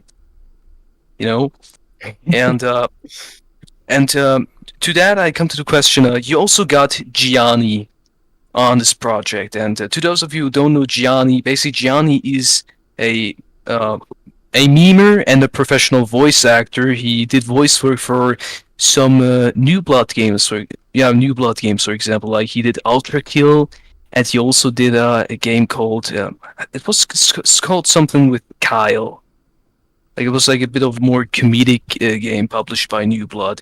It's like he has a bit of an established name in that profession, and he also got famous for his Duke impression, and he really has a very great Duke impression. He basically just memes around, like reads those ridiculous Duke quotes in that bit crushed Duke voice, and also like Tino Fabino's memes as well. He also gives them a voice and reads them out. Like he's a very funny guy. You should check out his Twitter. He makes some incredible stuff. And you got that man now to reprise the role as Duke. So how did you get him? How did you get him to reprise that role? And how's working with him so far? He is super lovely to work with, honestly. He's super chill to... When you contact him, he's always got a positive mood coming on. He is super friendly, and he's easy to work with. Oh, if he was in the chat right now. Wait, who's in the chat? If he was in the chat right now, can you imagine? But yeah, super chill guy, lovely to work with. Never had a bad interaction with him. But yeah, I don't remember who brought him on, but they basically just DM'd him on Twitter, I think, and he was just like, "Yeah, sure, I'll join," something like that. From what I heard. I believe that is the unfortunate anticlimactic story is that we asked and he said yes. I'm sure once he knew that leak was out, I'm sure he's waiting, right? Because John, that whole thing, it's obviously we're not going to be able to, that's the gray area. Yeah, but yeah, we don't know on that part. I haven't personally reached out at least, and I don't think he's the kind of guy who would work for free on a fan project just like that. But Gianni was very approachable, at least. So yeah, I just want to. You gotta love Gianni, like especially for, which is something that I always appreciate him for, is that he's one of those people who still kind of kept Duke relevant in today's time, in today's day and age, with like the meme work he's been doing. Like maybe it's he's just keeping it relevant, maybe just in that meme space, but still people are still getting like, to this day, even people who haven't heard of Duke now can like see who Duke is and hear of Duke, and so they maybe are interested who Duke is, and then also to start playing those games. So I have insane amount of appreciation for that. Like he's one of those people who gave Duke a platform in today's day and age. I just want to touch base with you guys on how much time you have left. I know we've kept you for quite a long time, 95 minutes and counting. Really grateful for how much time you've given us so far, and we don't want to run you past Will's bedtime. So we'll probably. Would you guys be happy with another 20 minutes tops? I mean, I'm comfy. Oh, yeah, I'm good. fantastic. Yeah, Oh, great. absolutely. Awesome. I posted awesome. something in Thanks. podcast chat as well. You can check out a little shit post Gianni made. Oh wow, yeah, go for it. That would be awesome. So should I move on with the next question, or? No, just whatever you want to do, Will, mate. Just what you're doing a great job, buddy. I just wanted to make sure. I just wanted to make sure that always respecting the developers' time and the listeners' time. Of course, obviously. Yeah, really, honestly, you've given us more time than we bargained for. So proper stoked and grateful. Carry on, Will. Yeah, happy to be here. So the next thing that I wanted to know is I wanted to get your thoughts on how that whole thing basically developed, because the 01 League really kind of evolved into something so much bigger now. Like, not only do you have your project that aims to restore that game and to give us the DNF we've all wanted, but also like countless other things have been happening as well. Like there are other Duke projects as well in that realm. Like for example, there's a guy named Ice Cold Duke who's working on porting Duke Nukem Forever 2001 over to Tech 4, the same engine that powered Quake 4 and Doom 3, basically kind of replicating that 03 build of Duke Nukem Forever. And also due to the Duke editor of the 01 build working and being freely accessible, people somehow made that use that editor to make the 2011 Duke Nukem Forever's editor work.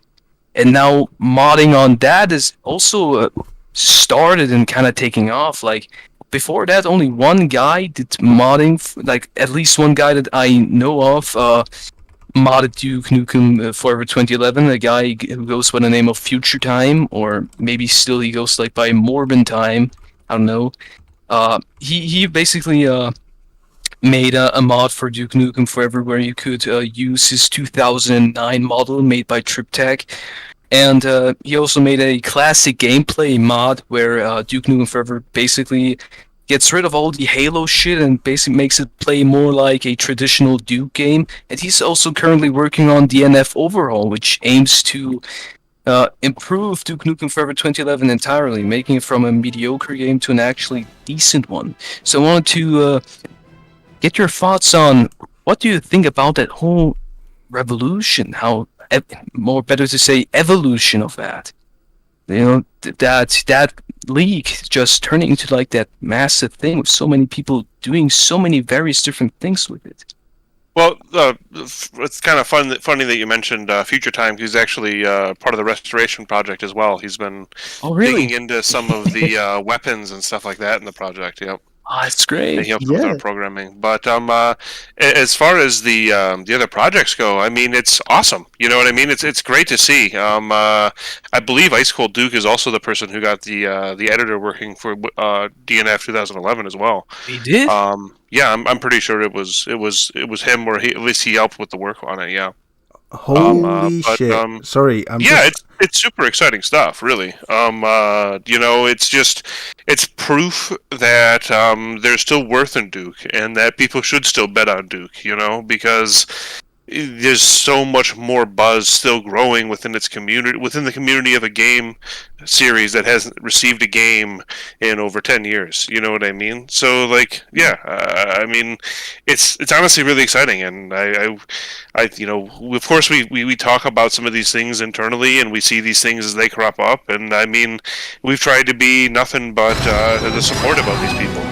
I mean, homies support homies. We all gotta kind of work on this together. The Duke community is a big one, and it benefits us all to be friendly and kind and supportive.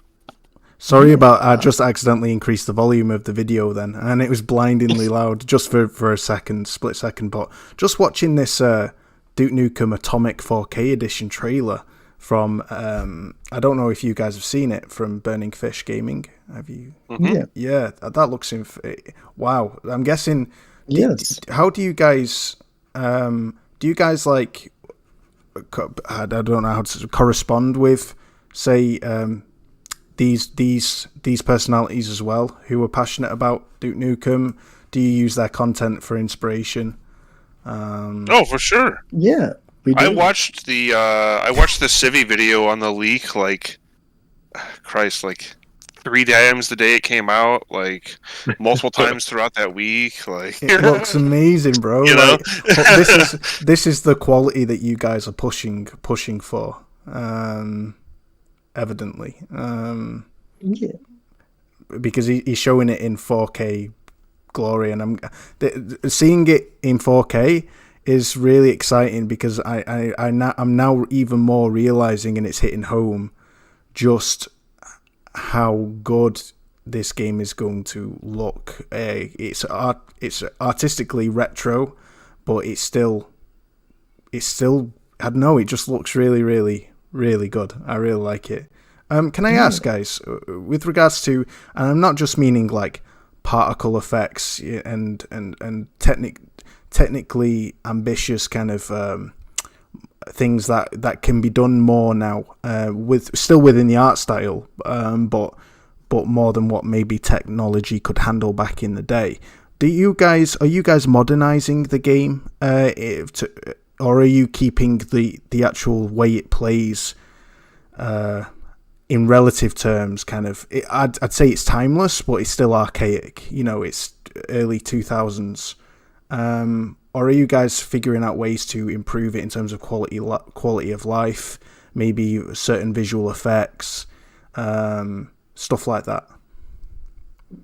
Both. When it comes to yes how and it no. plays, and like when it comes to how it plays, It's it's based on the Unreal Engine. So like, Unreal Tournament and Unreal like still feels pretty good to aim and jump around and stuff. They had a pretty solid foundation. Like, the weapons are probably the most complete part of like the whole leak. Like, I think that's what I think a lot of people who have gone through it like feel like the weapons are most complete. Yeah. So yeah, I don't know. You guys go ahead. Yeah, I feel like there's not really much to modernize, because everything still feels pretty good from a gameplay perspective. Mm-hmm. And the visuals, I don't think we'll modernize a lot on it. Sure, we'll have to build a lot of our own stuff further on, but we will, as much as possible, keep it within the same limitations they had back then. Like, textures are within a certain low resolution to give it the proper feel. Mm-hmm. We might release a hasty. Don't want to make it look out of place. Nah, we don't want to suddenly have a full high definition 1,000 polygon model just running through It just everything. would not look right. I mean, if you look at a model from PlayStation 1 era to PlayStation 3 era, they would not mesh well together. So we want to keep it within the same aesthetic that the game already has. I tell you what, though, mate, that Las Vegas looks mighty impressive. Like it's really pretty to look at when you go into the elevator and you look at that skybox. I mean, that looks better than Rainbow Six Las Vegas's kind of skybox. Way better. I mean, also just and the best part is it's all aesthetic. just within the limitation of the engine. You know what I mean? That's just like enabling things that weren't enabled sometimes, and like So just pretty. adding little lighting effects and stuff like that. Man, It's all just look at that city. It looks stunning. It's really The really skybox impressive. is really great, and also just the fact that they made this skybox back in 2001, if not earlier, really is just impressive. amazing. They really nailed it on the head. Yeah, And they were ahead for a lot of things. but I would dare say there's not really much to modernize already, because they've done it all for us, basically. All we have to do is build upon what they built. So, Can I ask, have Yeah. you Yeah, like the glass tech. Sorry. yeah, and Duke in chat is absolutely right. It looks better than the skybox in 2011. Yeah, it does. That's true. Like the game, like that part of Las Vegas, like that Las Vegas shot is like literally my desktop background. It's so pretty. Yeah. Can I ask, do you guys, not wanting to go off topic, No, sorry, go Will, ahead. but do you guys have like 3D Realms as Blessing? Or have you ever heard anything about this from them? Have they ever mentioned your restoration project? Anything like that, or have there been obstacles to overcome? From what I have Yeah, that's noticed, what we've heard. from what we've heard, they've just been somewhat dismissive.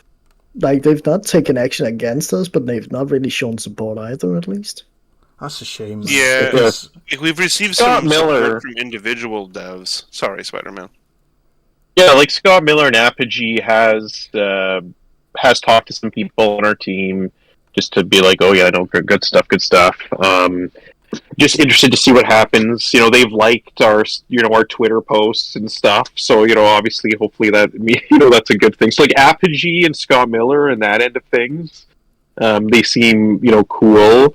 The actual owners, like Embracer 3DR and stuff, we have no idea. Obviously, we're doing this for free. It's a 20-plus-year-old build. I don't really, it's such a weird situation too.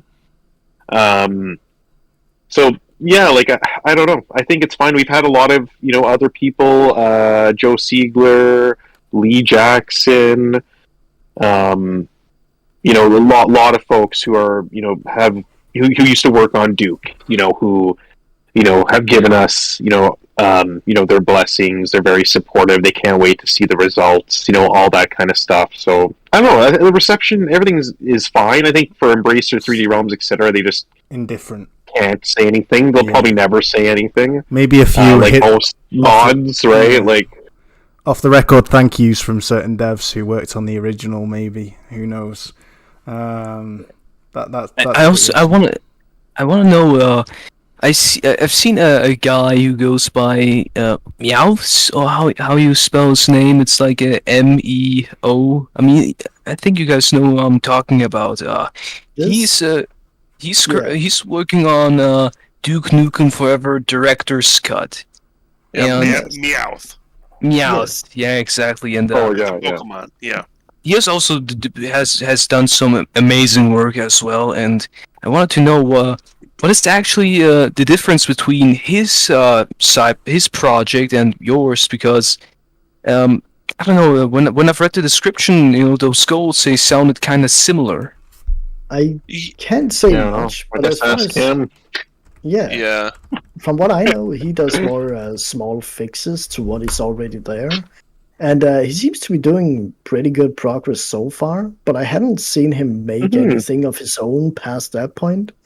But then again, I haven't really checked up on it recently, but I just looking at it, I think it's just more so like just getting the original leak in the most working way possible for people to just enjoy, I think, just from looking at it.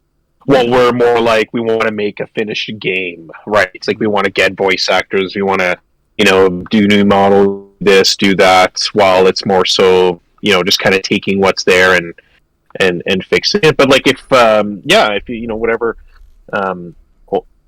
the more the better in the end. The more Duke that's out there, the better. It's the same, right? What's the saying? Rising. What's the thing? Rising. I don't know. The water, right? Lifts all boats. Oh, I butchered it. But the thing is, basically, especially with Duke, right? The impact this league has had has just gotten so many people's creative juices flowing with modding and developing, and that just makes me happy to see. Honestly, like I've said time and time again on this show, so many times I've said that the modding community is so understated when it comes to the talent pool that is there for developing games. Like, you guys are bona fide developers in every sense of the word. The fact that you're doing all of this just out of as a labor of love, for zero profit, but obviously it's legal because it's licensed, but regardless, the fact that you're committing yourselves to this, it's in all essence, in a world where creativity has been kind of, I feel, especially in gaming industry, kind of hammered down by business models and subscription services and targets and quotas and shareholders and shit like that. This is just completely kind of, you are completely free to be creative with zero concerns about that in mind. And I think that's everything that you put into this is out of a labor of love rather than a labor of putting food on the table, so to speak. So it's certainly appreciated, and it shows. It shows a lot. Yeah, I'm just happy that the league came out as it did, because since it's not a finished game, there's no end-user license agreement where you're not allowed to do this and that. We basically just got the files. So legally, nobody can really strike us down as long as we tout this as a mod and not our own game. I love it. So I think I'm just happy that legally we're in the clear on that department at least. Mm-hmm. And I mean, I don't know, man. Nintendo and Konami, if it had been any of them and not 3D Realms, they'd have found some way. They'd have found some way to shut your asses down. But no, thankfully, it's. Yeah. And there's tons of mods for Duke too. That's right. Like there's nothing that's really been. It's all like look at the GTA community. Over the last couple years, right? Like that's not what the Duke mod community is like. In reality, you look back, the Duke modding community is decades old. I obviously, if they wanted to start shutting down, they did the remake of Duke Forever. In the build engine and all that kind of stuff. Like all that stuff is right. Just like our project to be pulled, and I really highly doubt that'll happen. Otherwise, whatever. Whatever we complete, we'll go out there no matter what. I love it. Did you guys actually? Did you guys decide to make this in response to the leaks, or did you guys actually find the leaks yourselves? Did you create the leaks, or no? We popped up literally like days, right? Because it's just the zeitgeist, you know what I mean? A Duke Nukem Forever 2001 leak pops up. Obviously, a group of people are going to start, and I think one of you were just saying that earlier, right? Like, obviously, some people are going to get together and start doing this, and that was one of the first ones, and so many have branched off from there. For many different ways of approaching it or redoing it, and I can't wait to see. The more Duke, the better. 3D Realms might be actually looking at this going, maybe it's time that we actually bring Duke back for modding. Well, that's not up to 3D Realms, though. Awesome. That's unfortunately not up to 3D Realms, though. Oh, shit. Which is sad. Right. That's on Randy Pitchford. At least we're all in the same house now. That's true. Let's hope that if Randy Pitchford and Gearbox choose to make another Duke Nukem game, they make something better than the fucking scraps they had for 20. They should hire you guys to make a new one. They absolutely should. We can hope. Yeah. Well, let's finish this first. Yeah. One thing at a time. So what we've been seeing so far here on the stream is exclusive footage you guys prepared for us, right? Yes. Yeah. Dude, I mean I already said that so many times. I start to sound like a broken record, but that just looks phenomenal.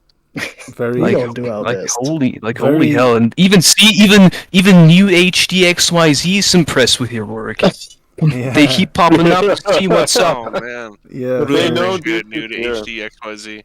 Yeah, the best way to go about it so far, or at least what I've done, is just playing through the game, thinking what feels fun to play and what feels true to Duke. Like, if it doesn't feel like a Duke game, even if it's fun, I want to change things a little bit to make it feel more Duke. But if it's very Duke but doesn't feel very fun, we gotta find some kind of balance there. Because way to Duke make it fun, is yeah. fun. Yeah, Duke is supposed to be fun to play. Dude, like when I've seen the footage from the beginning, you know, the first bit of exclusive footage that was shown in the stream with Duke riding around the motorcycle around the streets and those octa brains and those octa brains roaming around the streets, like that gave me some hard Duke 3D flashbacks in the most like orgasmic way possible. like right there, like when I saw it, like my heart's still melting from joy. Like look at that. Like look at that. That's just just beautiful. Des, one of our level designers, has been working hard on that, and I put the trailer together. I always hope to like I hope I showcased your work well. Yeah, it looks amazing, and you know, like we talked about earlier, you know, hey, you know, what direction you want to take this and that? How do you kind of find that kind of stuff out? Reading interviews, you know, past interviews, this and that, you know, what you know they intended to do, what the later builds were like and stuff. So we always know that they kind of intended to, you know, have these kind of, you know, more open areas and stuff that they obviously finished. Well, at this point, never finished. Eventually, maybe finished. But you know, being able to do that, like if you look at the 2003 footage and stuff, there's a lot of open areas, a lot of hints to that. You know, Fred, one of the past developers, you know, hinted at, you know, just having more of these open kind of city areas and stuff. So, you know, we want to do that right now. You know, Des is slowly building out the map, you know, the topography, the geography, getting it nice and big, and, you know, building all these new streets and getting the traffic going and all that. And yeah, and like the hope is that we can get some, you know, have some explorable buildings, go on and off the bike. If you've played the leak, you know, there's like that crane there, which like will break down the wall. So, you know, we want to basically make it so, you know, you have to get it working. So you have to travel around. You know, we're trying to put that together right now as to what you'll do, but that's kind of the main goal.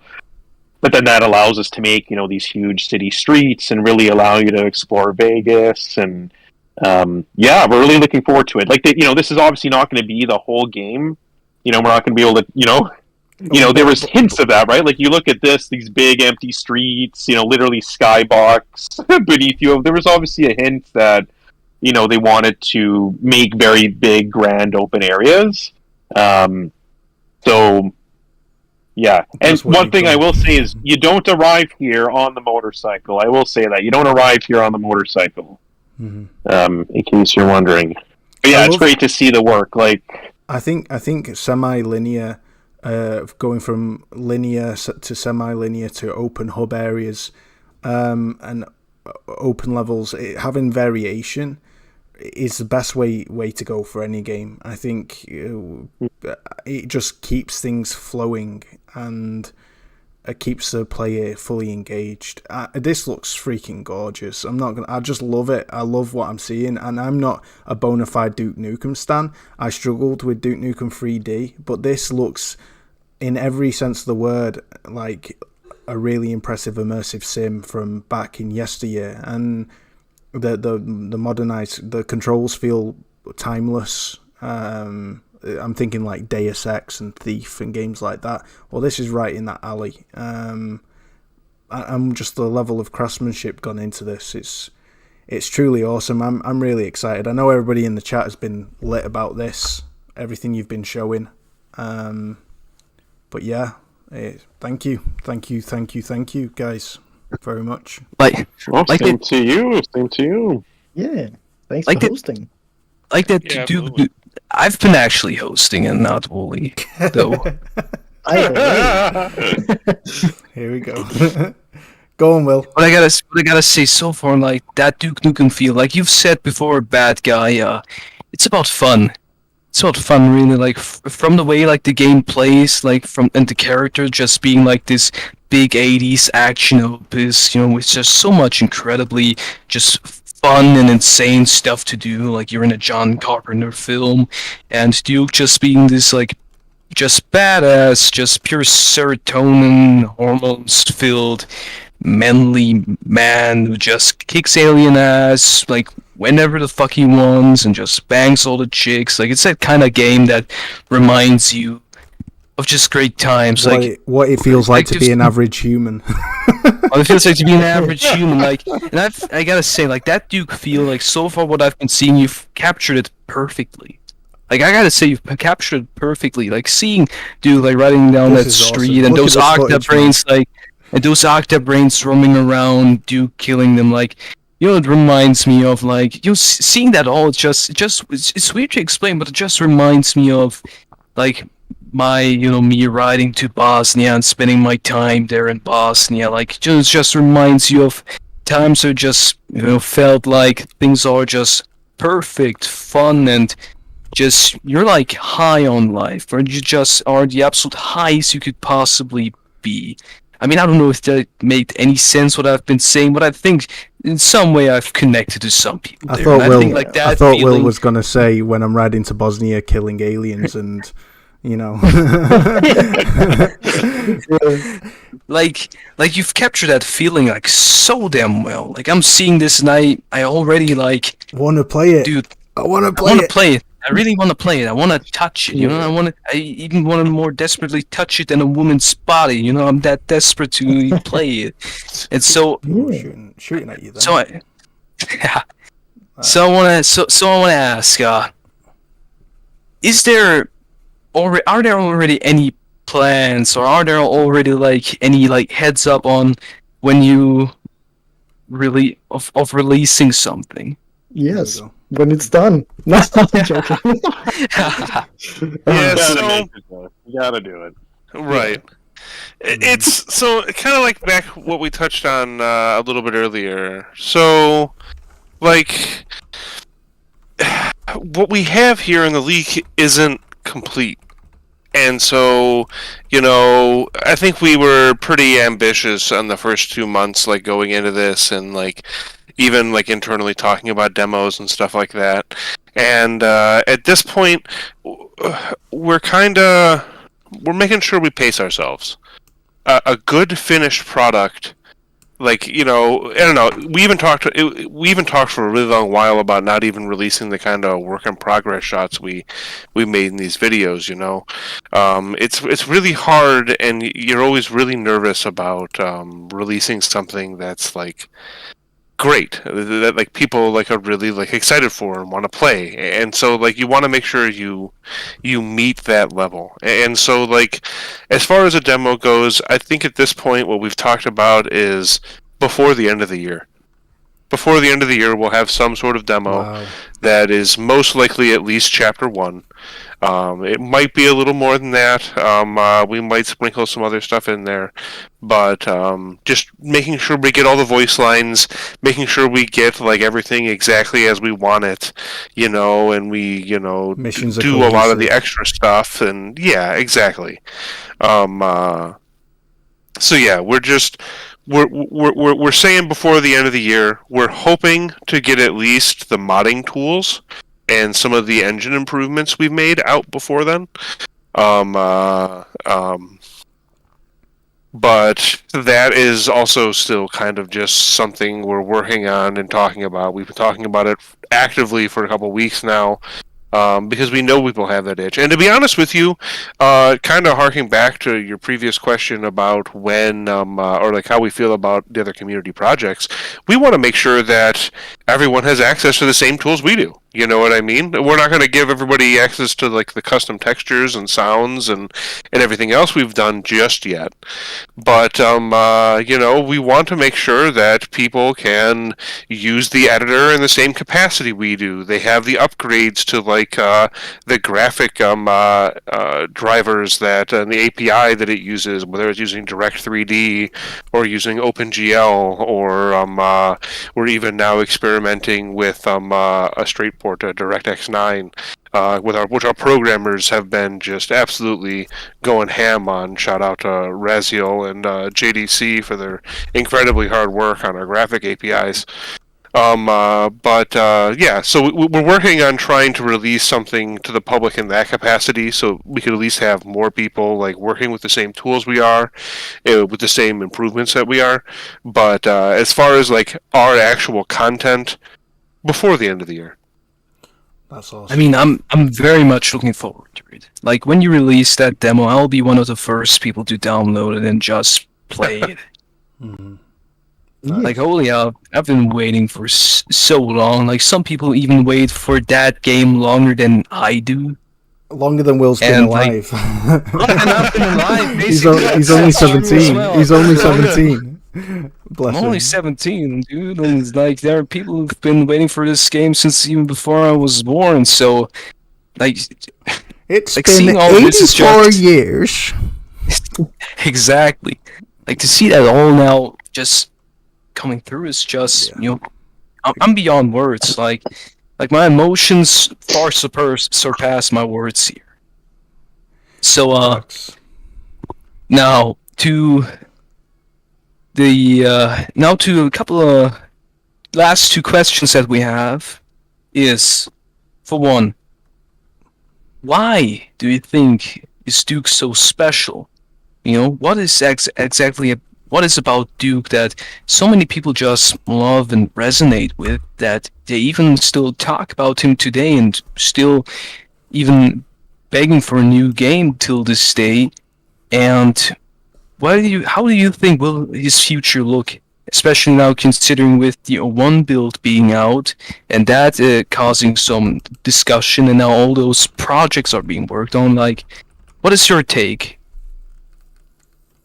Well, I think the biggest thing about Duke, just as a character and why he just lives on so much and people still talk about him, is that he was one of the first like video game characters, especially in the first person shooter genre, to talk.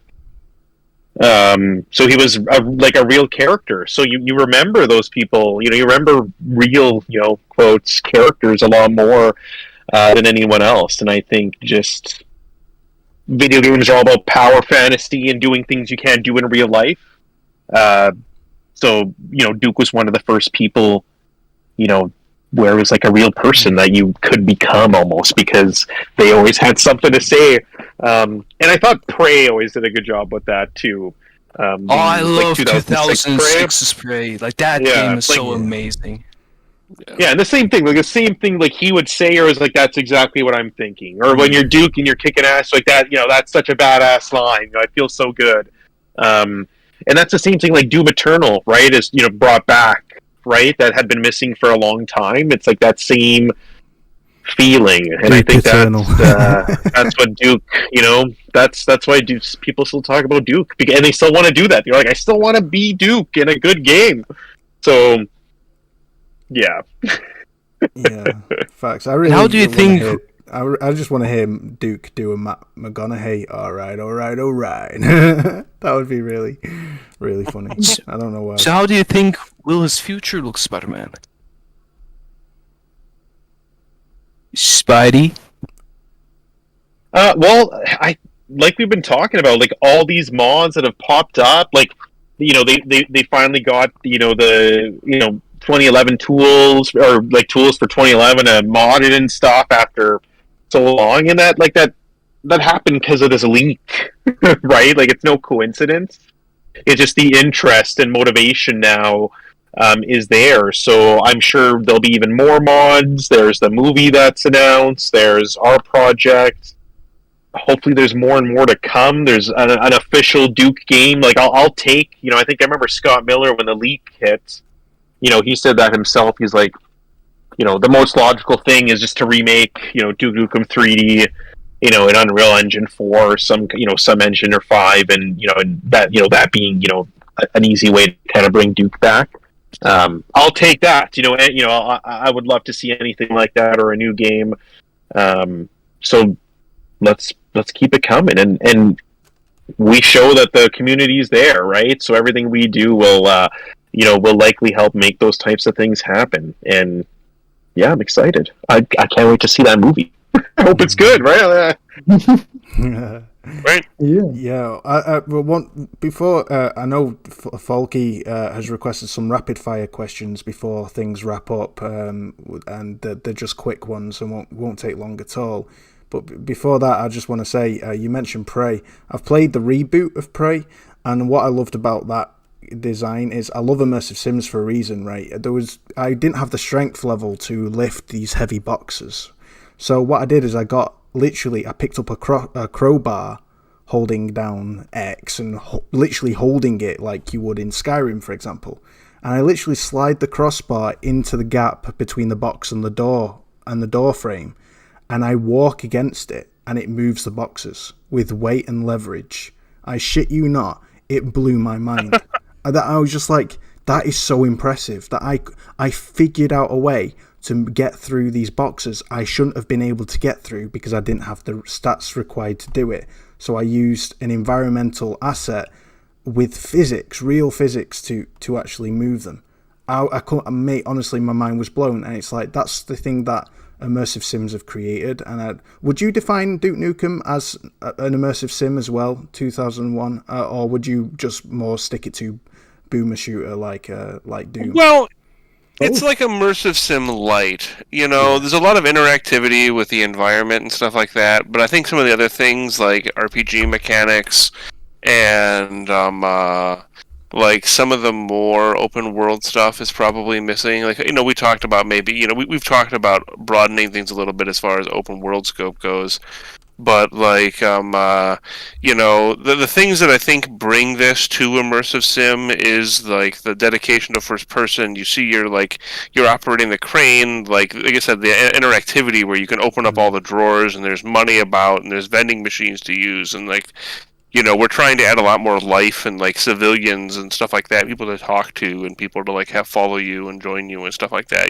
So like in that kind of sense that it is, but I think it's like I said, it's like immersive sim light. It's kind of like the roguelike argument. It's immersive sim like. It's not quite a full blown immersive sim, that but description. I like that. The body of it is still there. Like the spirit of it is still there.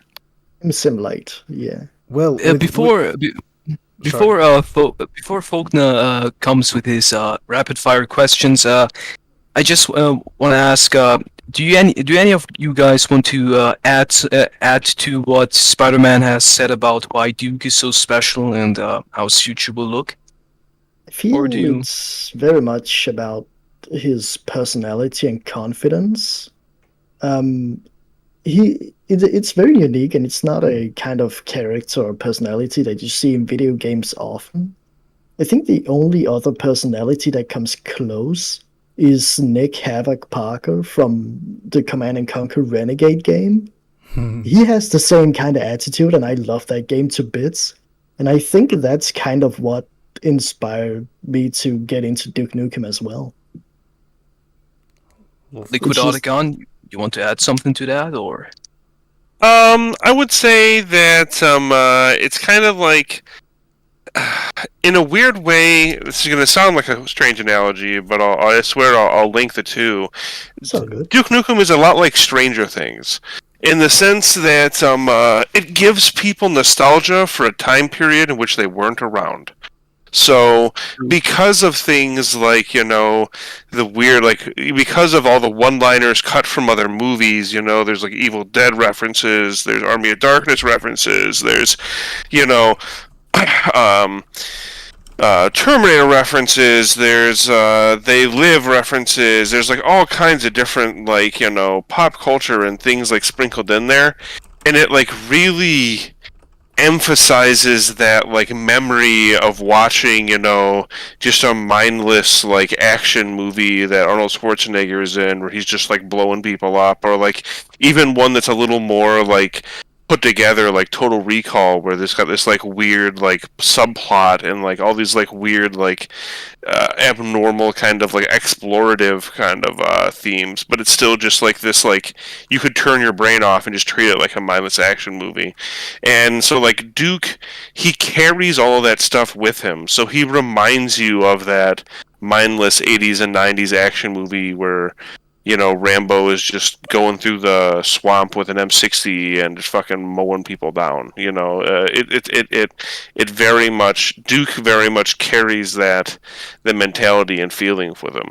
And so, like I said, like in Stranger Things, where it kind of like gives you that nostalgia for the 80s, even though you may not have seen the 80s. You remember that, like, oh, I remember these things, and it gives you that like feeling of being a time capsule.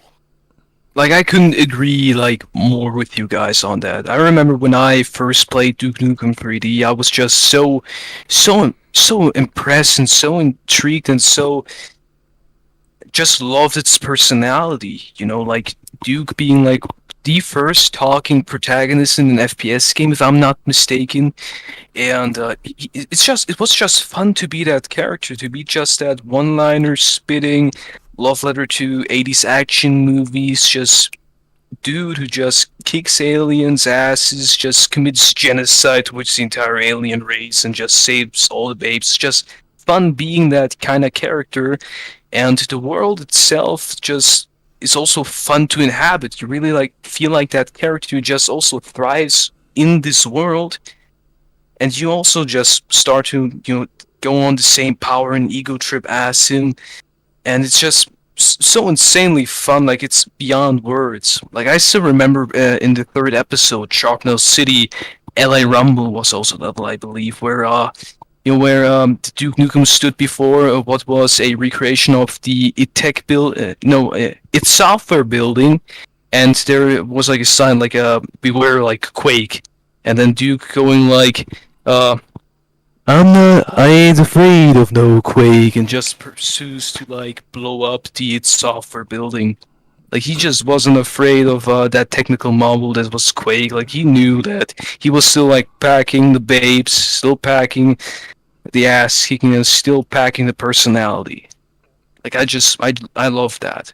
I really love that. Man, what I'd give to jump in a time machine and go back 20 years. I swear the world's a different place now, and I think you guys have all summed it up amazingly well, that celebrating what we no longer have is important, and what better way than to do that than Duke Nukem Forever 2001 restoration project. I love it.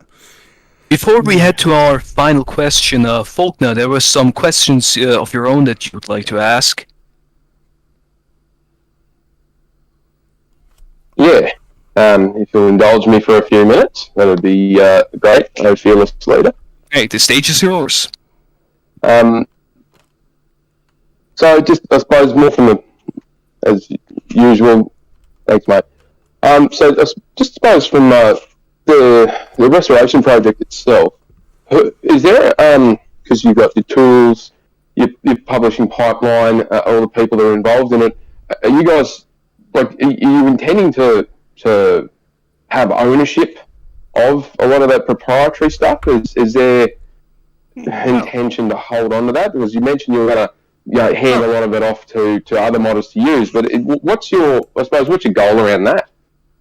It's to have no, we don't plan on keeping anything proprietary. I mean, technically, once we release our demo, I suppose people would have access to those assets that we've updated and imported into the game and stuff. In the short term, though, we just want to make sure that we can give to people all, because we've got kind of two situations going where we have a dedicated separate team of programmers that have been working on some of the engine-specific stuff, and then some of those people are also crossed into our project as well. And so the goal is to kind of just give everybody access to these improvements that have been made to the game engine, these improvements that we've made to the editor, the improvements that have been made to the graphics engines and the graphic API and stuff like that. And just let people like run wild, just like we are. And then as far as like our files go, I mean, they're not necessarily proprietary to us. I mean, we've been, I suppose, we don't have a public-facing access to our files right now, but that's mostly just because we want to make sure we're giving people a finalized product, and we want to make sure that we are. Yeah, like basically that. We just want to make sure we're giving people a finalized product. So it's not necessarily proprietary files. Nothing is proprietary as far as we're concerned. I mean, I think there are a couple things right now that we have not given the public access to. Like, I don't think our model importer is fully public yet, but that's also because it's not completely working. And so, again, it's just that kind of, we don't want to necessarily give away or give out like unfinished stuff, because then it also kind of reflects upon us. If we give something half baked, then the restoration team only gives half baked stuff. But if we give stuff that's clean, even if it took us a couple extra months, at least it's clean and it's polished and it's a good, satisfied product. You sound like a gamer first. It's fantastic. Yeah. You also want to make sure that we have something to surprise people with, because if they've already seen everything we have to offer, there's not really much to be excited about. Holy shit! Sorry, that just gets me excited, because I mean, we've seen some pretty good stuff tonight with all this exclusive gameplay. It's been phenomenal. Oh no, you have any other questions or? Yeah, I've got a list of 7, but I'll try and keep them as quick as possible. So just touching on what you're saying there, about getting it finished and making sure that it's to the standard that you want to present it and whatnot. Because it's basically it's PC only. Once you've released it and released all the modding tools and all the rest of it as well, or the people have access to, are you going to continue doing additional modifications? Are you going to be adding, expanding, whatnot? Or are you planning to just release what's there and then that will be the end of the project, so to speak? I mean, we are planning a console release, maybe. Oh my god, for really? Steam Deck. Wait, what? Yes. I think I haven't heard it correctly. A console release? No. I mean, so Mike, we got it working on Steam You Deck, just if that counts. teased me and fooled me like a motherfucker. I am so upset right now. Well, I did put it on my Steam Deck and plug it in. I laid out on the couch. I made a controller layout. I made a DualSense layout that used gyro controls and stuff. Wow. Okay, Wooly, to be honest, Duke Nukem Forever belongs to Embrace, or to even think that they can release that on consoles, cost a pretty fortune fucking. to do that. It's like pretty. Well, the Xbox Series consoles, you can throw like Windows XP and stuff on it, so you could probably run it on there. Because see Xbox people, you finally get some games. But yeah, it's not something we got planned out right now. You can always bet on that. There's little things like that though where you could, right? Like Steam Deck, or using an Xbox Series console with the RetroArch. There's like a Windows emulator on RetroArch that runs like Windows XP and stuff. So like you could get just the original leak running on an Xbox right now if you wanted to, right? Keyboard and mouse, Bluetooth. But yeah. So there's little ways like that. There you go, blowing it all up. Here we are. No, that's really cool. Hey, so once you've, I suppose, to kick on from that, then if you've got plans to release additional content or additional modifications after you've dropped the main piece, have you got any similar projects or passion projects down the path that aren't related to Duke? I mean, I'll say personally that I think as far as content additionally for Duke itself, I don't even know how long it's going to take us to like finish what we've got here, and what we've got here is like 17 chapters, 18 chapters of game content. So there's like quite a bit of a road ahead of us. So I have no idea if we're gonna, I might not want to look at Duke for at least a week afterwards. You know what I mean? Like, It's exhausting, man. Like, I don't know. Like, I've kind of said this since the project got started. I'm hearing until the lights, the lights get shut off. So like, if we get to keep working on Duke, and we just keep working on Duke, and we get to release the project at some point in a complete manner, that's fucking gravy. That's amazing. You know what I mean? But like, as far as like afterwards, I definitely probably I want to keep like experimenting and playing with different things and messing with different game engines. I've already talked about how I'd kind of like to check out Hammer. I've always loved Source, so it'd be kind of cool to play around in that and I am keep so sorry. expanding upon working on game development for sure. That's awesome. I got a few projects of my own I'm working on as well. And if anyone from the team want to help me with that after we're done with Duke, I would accept that. But Oh, we'll talk. yeah, but I'm just focusing on Duke for now, yeah. So Cool. after that, we'll see when we get there, I guess, is the best answer. What about you, Spider-Man? I suppose you've had a pretty big last couple of days coming out on the PC, so how are you looking for the future? Yeah, no, like I got a busy life. This is my main main thing. The only kind of little side project I have right now. But yeah, no, everything's been good. I've been enjoying this. I'd love to do something else again.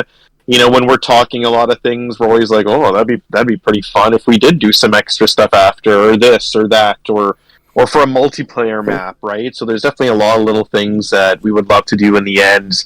So the sky's the limit, right? It really ends up being how people enjoy it, and we'll see what the future lies ahead. And I think we're having a lot of fun, and then I think that's the most important thing. Like I said, every day, it's you're like a kid in the candy shop. You're like, oh, this new level, give me the level.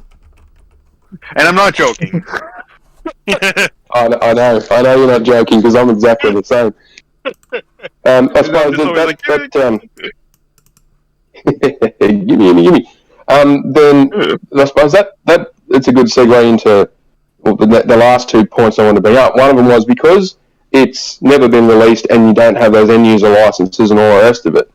Is there an opportunity or a fear, because it can go either way, that someone's going to grab this other than yourselves, or yourselves might do it in a positive way, to grab it and turn it into a game as a service, to just keep adding stuff to it? Do you think that that's a risk, that it could deviate? I mean, after you've done the restoration piece yourself, that someone could then grab it or then deviate it down the wrong path, or could grab it and continue to add content in the style of Duke and just keep going. Like, I suppose, because it's not a definitive, this is just the game like it would have been if they'd have made it. There's the opportunity to keep adding to it because of the time and place that we're in these days. Is that something that you guys worry about, or is it something you guys feel excited about? Or I mean, I'm excited for additional content, but I think the second anyone tries to make money off of it, everybody ship sinks. So I think I'm generally just excited for getting more content in general, but I think anybody trying to turn it into a service is gonna fail. And even though we release our version, anybody else who picks it up and tries to make money on it would instantly just get cease and desisted by some company, I feel. Yeah. Because you're not legally allowed to just do that. Yeah. Have you guys heard of...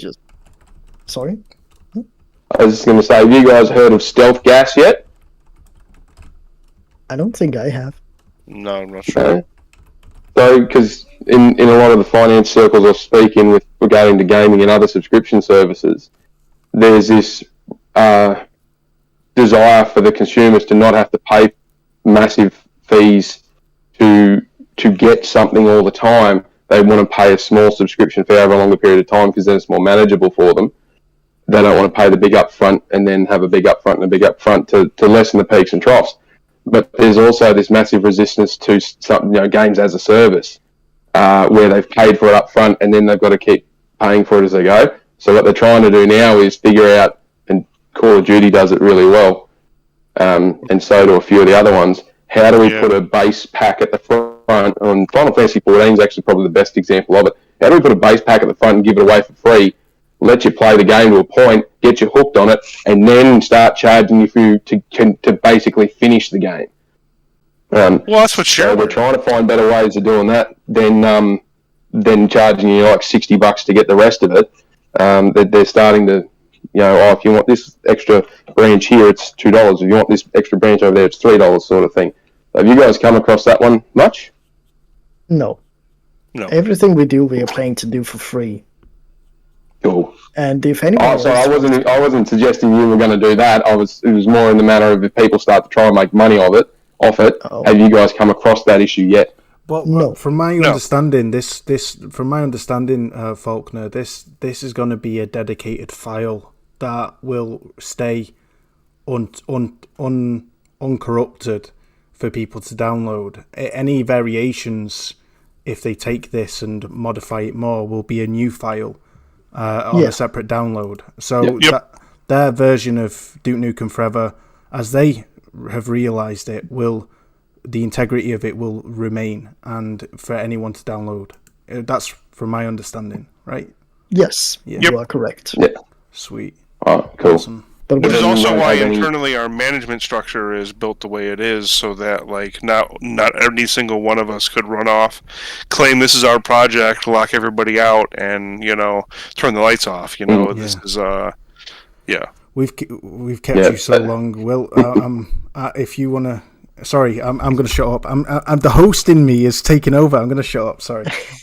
Good. Know your place, man. All right.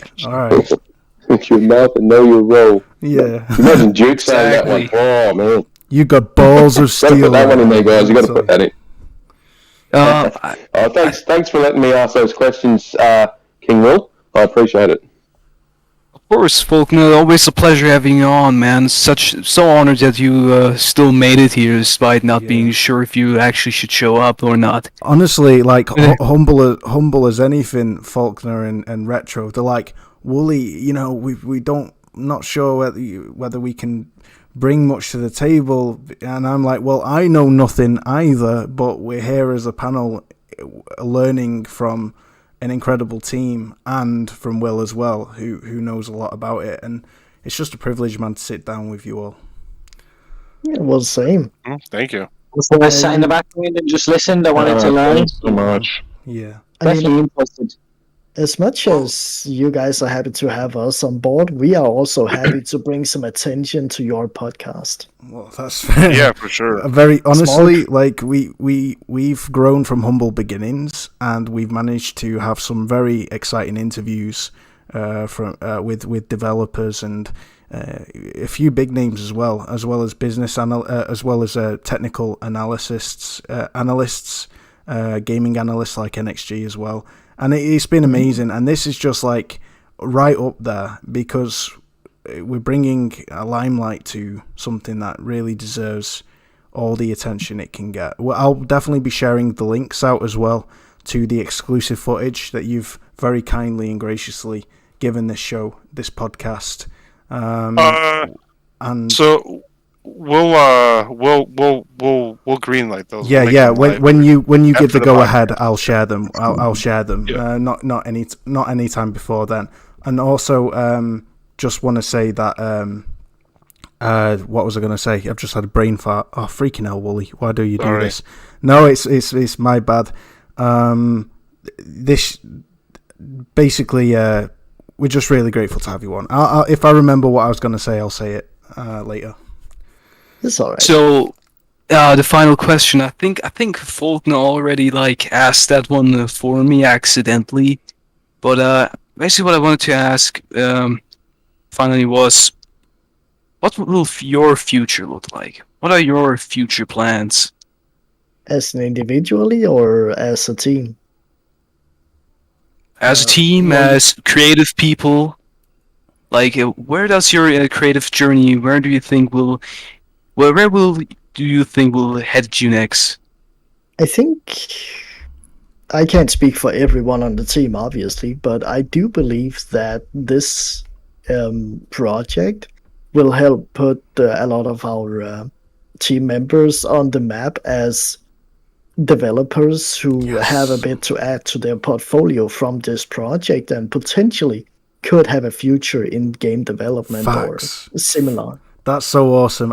I'm so happy to have heard that. That's literally like encapsulates what I've been saying all along. You guys are developers in everything but name, and it's time that you guys get some freaking like the merits you deserve, and you guys should be put on the map and on people's radar as an amazing pool of talent that can be sourced to help create incredible games and actually get paid for it.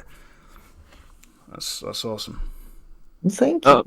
Liquid, Spider-Man, do you have anything to add to that? Yeah, of course. I completely agree with Bad Guy in the sense that as far as the project goes, I think we've definitely had some really awesome work that people have done that we can legitimately be proud of and could legitimately add to resumes and stuff like that and portfolios. Like I'm exceptionally proud of the work everyone's been doing, and like the work we've been able to output. As far as what I'll be doing whenever all this is wrapped up, I don't know. I really am passionate about children's education and like building something as far as that route goes. So I might try to do something creative, do a creative endeavor surrounding that. I really enjoy video games too, so I might continue trying to. I most likely will continue trying to explore that outlet as well. Something that this project has reminded me of is that it's important to just be creative and to flex that muscle and to like just really plunge yourself sometimes into the ocean. You know what I mean? Into the cold water. So I definitely want to continue to be creative and yeah. Speaking of flex, I remember what I was about to say now. This I'm going to do a little flex here. This show has tried to be a friend of developers and a friend of the industry. We've tried to keep things neutral. We all have our biases or our preferences of consoles and stuff like that, but we try to keep that irrelevant with this show.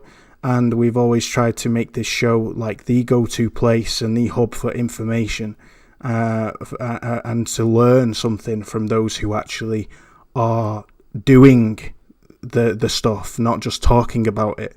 And I just wanted to say, you're a credit. You guys have been a credit to this show, and we really hope that this show can be a credit to you as well. So thank you. Yeah, Thank likewise, you. absolutely. Thank you. Yeah, thank you. Peace and love. So sorry, Spider-Man, what do you have to add to what LiquidOtacon and Bad Guy have been saying? I'm excited, to ride out the wave and see how everything goes with developments with this. I'm not sure what the future will hold. I'd love to do more in development. So if I can, I will. But so far, I'm enjoying doing this every day. Yeah. Yeah. Well, I would say that if anyone is lacking anything to do, I always have something I can throw the entire team into. But that'll have to wait until after we're done with Duke, of course. I don't want to take any of our talent away from this. Yeah, I love it. So, any last words from anyone? Like David, Wooly, do you want to say something, or Retro? You want to say something before you wrap up, or? I don't need your permission. Yeah, I'm really happy that they came on and just gave us a load of information on what they've been working on and what they plan to do. It's certainly been all new info for me, and I've certainly grown an interest since looking at listening and seeing what's been worked on. So just thank you for coming on and just showing us some of what you've been doing. Your love is clear and your passion comes through in how you speak. So just thank you again. I appreciate all of this. Yeah, absolutely. Well, we appreciate you. Yeah, Thanks for having us. Yeah. I suppose, it's sort of it's gone last week and this week. So last week we had John Graves on, small team, ambitious game, tight turnaround, and yourselves are working on something in a completely different manner, starting point, completely different game, but same deal. Small team, ambitious program, turnarounds. You haven't given us a release date yet, but I imagine that it's, we're not talking years and years and years here. So I suppose just with yourselves particularly, hearing how passionate and excited you are and how dedicated you are to doing this with a small team and the tools that are available to make it happen that you have or that you have to build for it. It's just, I've been banging on about it for ages. I'm super excited about what's available these days for smaller teams to just achieve above and beyond what they could have done 10 years ago. So thank you very much for taking us through in depth. Will's questions have been quite excellent tonight. You've answered them very, very astutely. I'm very excited about something that I didn't know a lot of other than what was available and what Will had told us. And I suppose I'm just really excited to hear that, another smaller team, there's not hundreds and hundreds of you, but, a smaller team is kicking some major goals and just making it seem fun to do again. Because the last 10 years, game development with all the stuff we've heard from the big companies and all the rest of it, it always sounded like it was terrible, hard work, long hours. But you guys are making it sound like doing a passion project is just a bunch of fun working with similar-minded people. So, no, I really appreciate you guys coming on, making the time, letting us run over time, putting up with the questions, and yeah, thank you very, very much for just being so passionate about something you love. Couldn't have said it better myself. I'll say my little piece as well.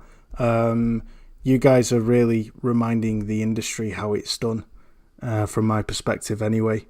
And just to give a rundown, you've shown us and explained how you guys have put in the work to create assets that remain authentic and true to the original vision. You've put so much care and meticulous effort into the voice actors, stressing over what voice sounds right for what character and who to voice it, not just accepting anyone. You've really gone to town to re-encapsulate what makes Duke Duke, and you've just put so much heart and soul into this, and you should be so extremely proud of yourselves. And I think I can speak for everyone in the gaming community who values this. That we're very, very grateful for all that you've done. Rhino Razor in the chat says, "Thank you guys for doing this. I am a 35-year-old fart, and this was a wish come true." That's what you guys are doing for gamers, and that's far more than many big AAA publishers do nowadays. They don't make dreams come true anymore, or seldom do it, and that's you guys are doing that for us. So hand on heart, thank you so much. I cannot wait to play this. It'll be a reason to turn on my PC other than the podcast, and I'm gonna play the shit out of it. I'm just really excited. I'll do everything I can to support your project, give it any traction I can. Please feel free to update me in the DMs of anything you want sharing out, any exposure. We are at your service, and thank you ever so much. I'll let Will finish as host and do the outros, and I'll just do the closing technical things behind the scenes when we're ready to finish this off. And also, one last thing, you've given us so much time tonight, far more than I ever anticipated. I'm really sorry we've kept you so long, but just please know it's deeply appreciated. You've been awesome. And the chat as well. The chat tonight has been lit. Absolutely amazing. So supportive. Thank you to all the new faces and names in the show. Do want to use this opportunity just to encourage you all to check out this channel. We've had some amazing interviews with big names in the industry, smaller names in the industry, but no matter what, the information has always been second to none, and in many times it's been ahead of the curve. Months later, have things that we've discussed suddenly made its way into headlines. So we try to keep things A1, and we're achieving that. So please definitely check out the channel as well, and thank you. Well, to now wrap things up, Bad Guy, LiquidOtacon, and Spider-Man, like, thank you guys so much for being here. Like, thank you for giving us so much of your precious time to be here with us, and even showing us exclusive footage just for this show tonight. It's just amazing, and I'm grateful beyond words. Like, having the interview to talk with you guys is it's just amazing. And I've been a Duke fan for years now. I love these games so much, and I've been following this project for since the beginning, and I've been so hyped about it ever since. So just thank you guys for being there. It's talking with you, doing that interview was just very enriching and very great. And don't listen to those haters. Like, they're Randy's all accounts anyways, so you don't need to listen to anything they say. And can we find you anywhere? Do you have like anything else you'd like to plug, or? I mean, we got a community server. I've put all your details in the description below, including your Discord. So just below the description of tonight, I've got your DNF2001 project mod page, your Twitter, and your Discord links all listed below. So everybody, be sure to check them out as well. And follow me on Twitter at Wooly_gamer. Also follow, obviously, DNF. Hey, I haven't introduced you yet. I was just going to say, all I was going to say is when the moment that they greenlight these exclusive videos that we've shown tonight, I'll be sharing them out so if you keep your eyes open on their Twitter or mine or whatever, you'll be able to get your hands on them straight away. So, anything else you'd like to say, or anything else you'd like to plug, or Liquid, Bad you can go Guy? ahead and start Bad Guy. I mean, I could shill myself, but that would do it. Do it. You're allowed. You're allowed to. I have my own Game Banana account, but I also have my own Patreon, but all of that stuff is unrelated to the project, so I would feel bad for shilling that. I don't deserve that. Hey, we do that for you. Hey, listen, we'll put them details in. You can put only blame to us. Anything you'd like to say to him, say it straight at our face. All right, everyone, stay motivated. Let your dreams come to life. Don't let your dreams be dreams, as the wonderful Shia LaBeouf once said. Or as Xbox say in their slogan, "Power your dreams." If you have any creative endeavor you want to get into, go for it. I myself has done anything I can imagine except coding. That's the only thing I haven't touched yet, because holy shit. But anything from 2D art to 3D modeling, level design, a little bit of scripting. Basically, I think I've touched almost every part of game design possible for now. I spoke with LiquidOtacon about that earlier as well, before the interview here. Like, what does he see me as skills-wise? Like, what am I best at? And he said I was kind of a jack of all trades. And I think, thinking back on it, that actually fits pretty well. I'm not particularly good at anything, but I know a bit of everything. So, yeah. Spider-Man, anything you like to plug? No, I'm just happy to be here to be able to talk about this project. And thank you for everything. It's been great being here, and just putting together those videos, being here today. It's super, uplifting for community and more. So it's just a fantastic thing, and I thank you all. Hey, I'm the one who should be thankful. Like, having you guys on was just amazing. I admire you just so much. Well, now to move on to good old Retro Family Man Gamer. Where can we find you, my guy? You can just find me on Twitter, just XTSX Retro, and I'll be about. Other than that, you'll see me playing Gran Turismo quite a bit. We started a Discord group and it's kind of grown a bit, so everybody's chomping at the bit to race. So yeah, that's what you catch me doing. David, my guy, so glad that you've made time to be here. Like I've told you, dude, of course, you made that stuff up on spot, and I told you you'd come up with gold. You'd come up with gold spontaneously. So thank you for being there. Thank you for your contribution to that interview. Where can you find you, my guy? Oh, thank you for those kind words. You can find me on Twitter at Forky87.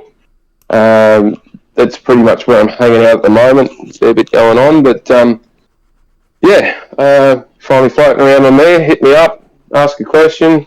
Happy to chat.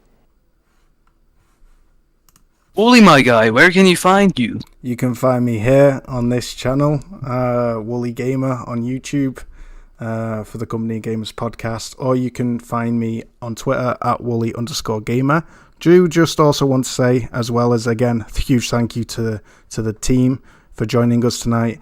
Will, you've done exceptionally well. I'm very, very I think we're all proud of you, dude. You've been a fantastic host.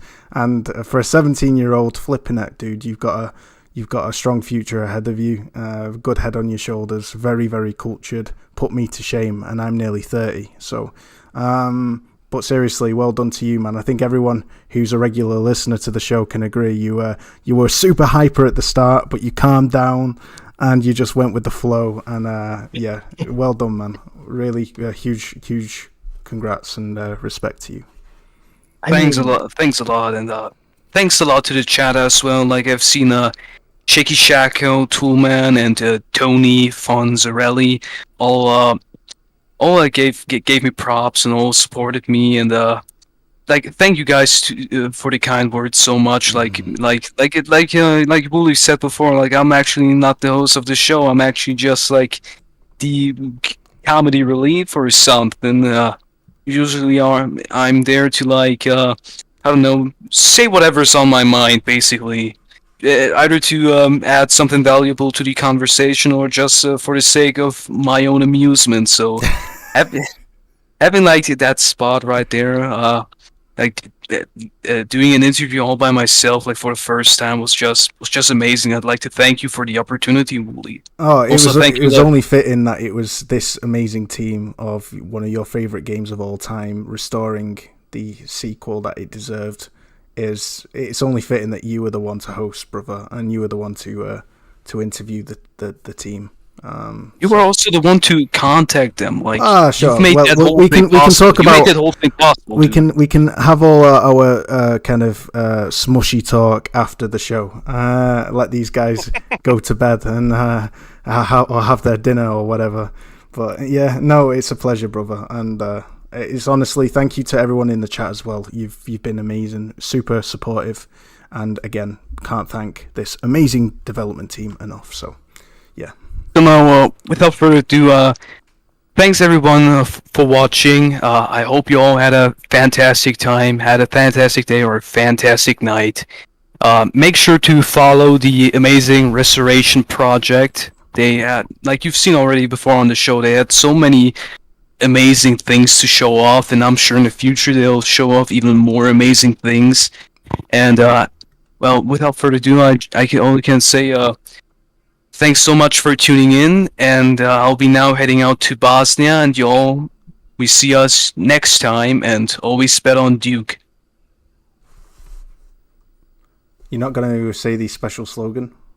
Well, what special slogan? Don't be a donut, use your noggin. Don't be a donut, use your noggin. And always bet on Duke. And their Twitter is DNF2001RP. Exactly, that as well. Follow. Make sure to follow that. Peace out, guys.